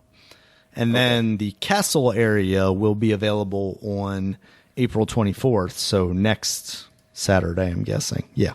So next Saturday, you'll be able to play 30 minutes of the castle portion of the demo on the PlayStation 4 and PlayStation 5 between the hours of 8 p.m. Eastern Time and 4 a.m. Eastern Time on the 25th, basically. And then finally, I'm reading directly from the Push Square article at this point. Finally, these two pieces of Resident Evil Village demo come together to form a full 60-minute demo 1 week later. They will still feature the same content, but can be played back to back. You will gain access on the 1st of May, and the demo will be available through the game's launch on May 7th. So then they're going to give you a larger window to play these demos. And that'll be between 8 p.m. Eastern Time on May 1st to 12 a.m. Eastern Time on May 7th. Damn, that's a lot of shit. Yeah. I stopped listening to you after. And I can't help but wonder if I play 30 minutes and 30 minutes of those demos, if then I can even play the demo on the same console once it comes together, or have I already used my allotted 60 minutes? It just seems so unnecessarily obtuse. Repeat it one more time for me. That's a joke. Tonight at 8 o'clock, you can play the demo for 30 minutes. Yeah, it's so bad, Dominic. It's so bad. Like, and I want to try to play this demo too. Yeah, me too. And you can preload it right now, which I need to like turn on my PlayStation and get it loaded up, so at least I can be like, let me do this real quick. My controller's right here, Dad. I have to get up somewhere. The convenience. All right, let's move on from that, Dominic. And some other Resident Evil news coming out of this. We have Resident my Evil. remote's not though. What's that? My remote is over there. You have to go by feel, Dominic. Go ahead. Trust the Force. All right, Resident Evil Infinite Darkness. There's a trailer for that. That is the Netflix anime, as they're calling it, even though it's basically like in-game CG graphics. It looks good. That's coming out July 2021, and the idea behind that is apparently there are zombies in the White House, and they bit the president probably. I don't know. But it stars Leon and Claire, and Netflix has had kind of an up and down, thing with their video game related stuff. Castlevania is pretty good, apparently, as is The Witcher. So hopefully this turns out pretty good. I know there have been Resident Evil things in the past that have been They also mentioned the kind of new beginning Resident Evil movie that they're working on. That is, I believe they said that the filming of that has finished, and now they're just doing all the CG work. So we're getting a new Resident Evil live action movie, Dominic. That's exciting. And then after that, they talked about you sound very excited, just like me. Just like me, so excited. I don't know. I don't need that right now. Hopefully it's good. Dead by Daylight. I haven't watched none of the 12 of them. I was gonna say I haven't seen one since like two, maybe since the 3. Well, darn, at least you saw 2. I saw 1, and I didn't watch all the way through. I think it was at my grandma's house, and it was on. But there was a lot of people in the room. I wasn't paying attention to what the hell was going on. Yeah. Yeah. All right. So shut up, Grandma. Try to watch the movie. That's just rude. It's like my grandma beat the shit out of me back then. I was gonna say, come on. Man. Don't disrespect your elders, Dominic. It's like I didn't care about the movie. Dead by Daylight, Dominic, that is getting some Resident Evil content in June with their like season 20 or chapter 20 or whatever. So that's cool. Dead by Daylight has clearly been the chosen game over things like Friday the 13th. They even got like Jason in there at some point, didn't they? Or did they never get that? Because they did. Jason was in 10. Okay. And then Mortal Kombat X is what they. Oh, not Mortal Kombat. No, Dead by Daylight. Oh shit! Oh yeah, that game. Okay, I am not paying attention to what's going on here. What are we talking about? Oh, Dead by Daylight. Yes, yes. They did have Jason. No, not Jason, not Jason, because Jason already had his own game. Right, that's what I wondered if he ever came to that after that game went away. They had the Texas Chainsaw Massacre guy. Oh, okay, that's what Clayface. Skin face. No, Leatherface. Leatherface, yeah. Skin face. All right, Dominic. And then the kind of one final thing they showed off. Resident Evil 4 is coming to the Oculus Quest 2. What? There are more details coming April 21st, but we are getting a VR version of Resident Evil 4. That's pretty cool. I can't play it on the Quest 1. I doubt it. Actually, I don't know because, like, can I play it on my Oculus Rift or is it literally just a Quest exclusive? I hope not, but also I probably won't get a chance to play it on my Oculus anyway. So Why we'll not? see. Your Oculus broke? It's just time constraint. Oh, okay. And setup constraint. Yeah, so Well, let me hold that damn thing then. Maybe. Yeah. So Resident Evil, Dominic, what do you think in VR? Yeah, no, that's cool. Now, so I mean, this is just based off the original Resident Evil 4. This ain't the supposed remake they're doing now. No, yeah, this is very much. I said supposed. They are doing it. Why am I acting like it's allegedly making a remake of this game? Yeah. So no, it's just still based on the old graphics. one. Okay, Yeah. but still, that's cool. Which I wish it was just that, really, because I don't want them to remake Resident Evil 4 either. I want them to. I mean, I know they technically did one, but I'm like, come on, it's not like the new ones, so why not?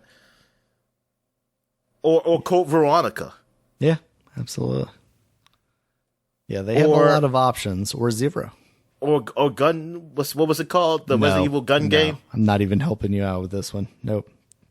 That game was good, Dave. I told you that was the prototype to Resident Evil 7. Yeah. That the first person view of Resident Evil. That was the prototype. Yeah. No, they should revisit Outbreak, Dominic. Online's a much bigger thing now, so they should go back there. The Outbreak. Was that what the first one was called on PlayStation? I think PlayStation 2? PlayStation 2, did Outbreak and Outbreak 2. Okay, yeah, because I remember them doing that, yeah. Yeah, Oh those were like God. the 3-player survival ones. The fucking system update did an error shit on me. Piece of shit. Damn you, PlayStation. So yeah, that was our Resident Evil news. Did you see anything else news-wise you want to talk about this week, Dominic? Oh yeah, Mass Effect Legendary Edition is going to have a photo mode. So just Nice. like every other game. It's just like every other game now. Get all up in the cracks that you can see there, Dominic. Yeah. Definitely going to be taking pictures of Liara and Miranda. Oh man, if it's got a photo mode, can I like zoom into what's her name's Tally's head and see her actual face? Like, can I break through the plane of her mask? That's right. Nah, it just disappear. You know how they do. You just go through it and just see behind. You see behind her. Just see her eyeballs floating in there. Or Oh, Tally too. Look at her body. She got me. They make her body nice. Yep, those fucking And two. sexy backwards Actually, two. legs. Yeah, the backwards legs. They're just animal legs. Exactly, they're backwards. Human legs don't bend that way, Dominic. No, we don't. She can't bend. She can bend forward or backward, I guess you would say. She bends backward. I don't know how you would say that, but she bends just differently. She just bends differently. Now I'm uncomfortable. Can't think of that. Seems wrong and weird. I was thinking about doggy style. But anyway. I know what you were thinking about. That's why I said I can't think of it. It's weird. I guess nothing else. No, I don't have any other news. All right, Dominic. Then we got new releases here. We got Saga Frontier Remastered, now out on PC, Nintendo Switch, PS4, iOS, and Android. So I if do you're want to try into this. the Guys, a lot of Saga games I want to franchise. try, Daniel. And I know. I don't know when that's going to happen. Yeah. Time. It's a flat circle. You just got to reach the end and then circle back around. Oh, somebody so excited. you can hear her yelling. Yeah. She is very excited about the Saga Frontier. Or maybe she's excited about Shadow Man Remastered. I saw this pop up on the Epic Store when I was on there getting the free games of the week earlier. Shadow Man. And I was like, there's a Shadow Man Remastered? And then I saw that it was a new release this week. Oh, come on. You remember Shadow Man, Dominic. He was on the Nintendo 64. I think that's where it was. Look that up. Shadow Man. Shadow Man. Yes, the Nintendo 64. And is he the one that they came out with like a new game and then... Oh! Yeah, you remember Shadow Man. Yes. Vin Diesel, Shadow Man. I remember. Yes.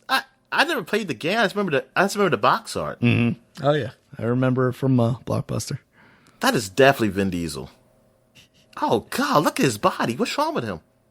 He's the Shadow Man. He's in between planes of existence or something. I don't know. Yeah, but was there a Shadow Man 2nd? Did it get canceled or it did come out? No, it came out. Did it? Shadow Man 2nd coming. In February 2002. Oh, I spoiled it. I spoiled it for next year's podcast. Because I'm trying to think if this is the one.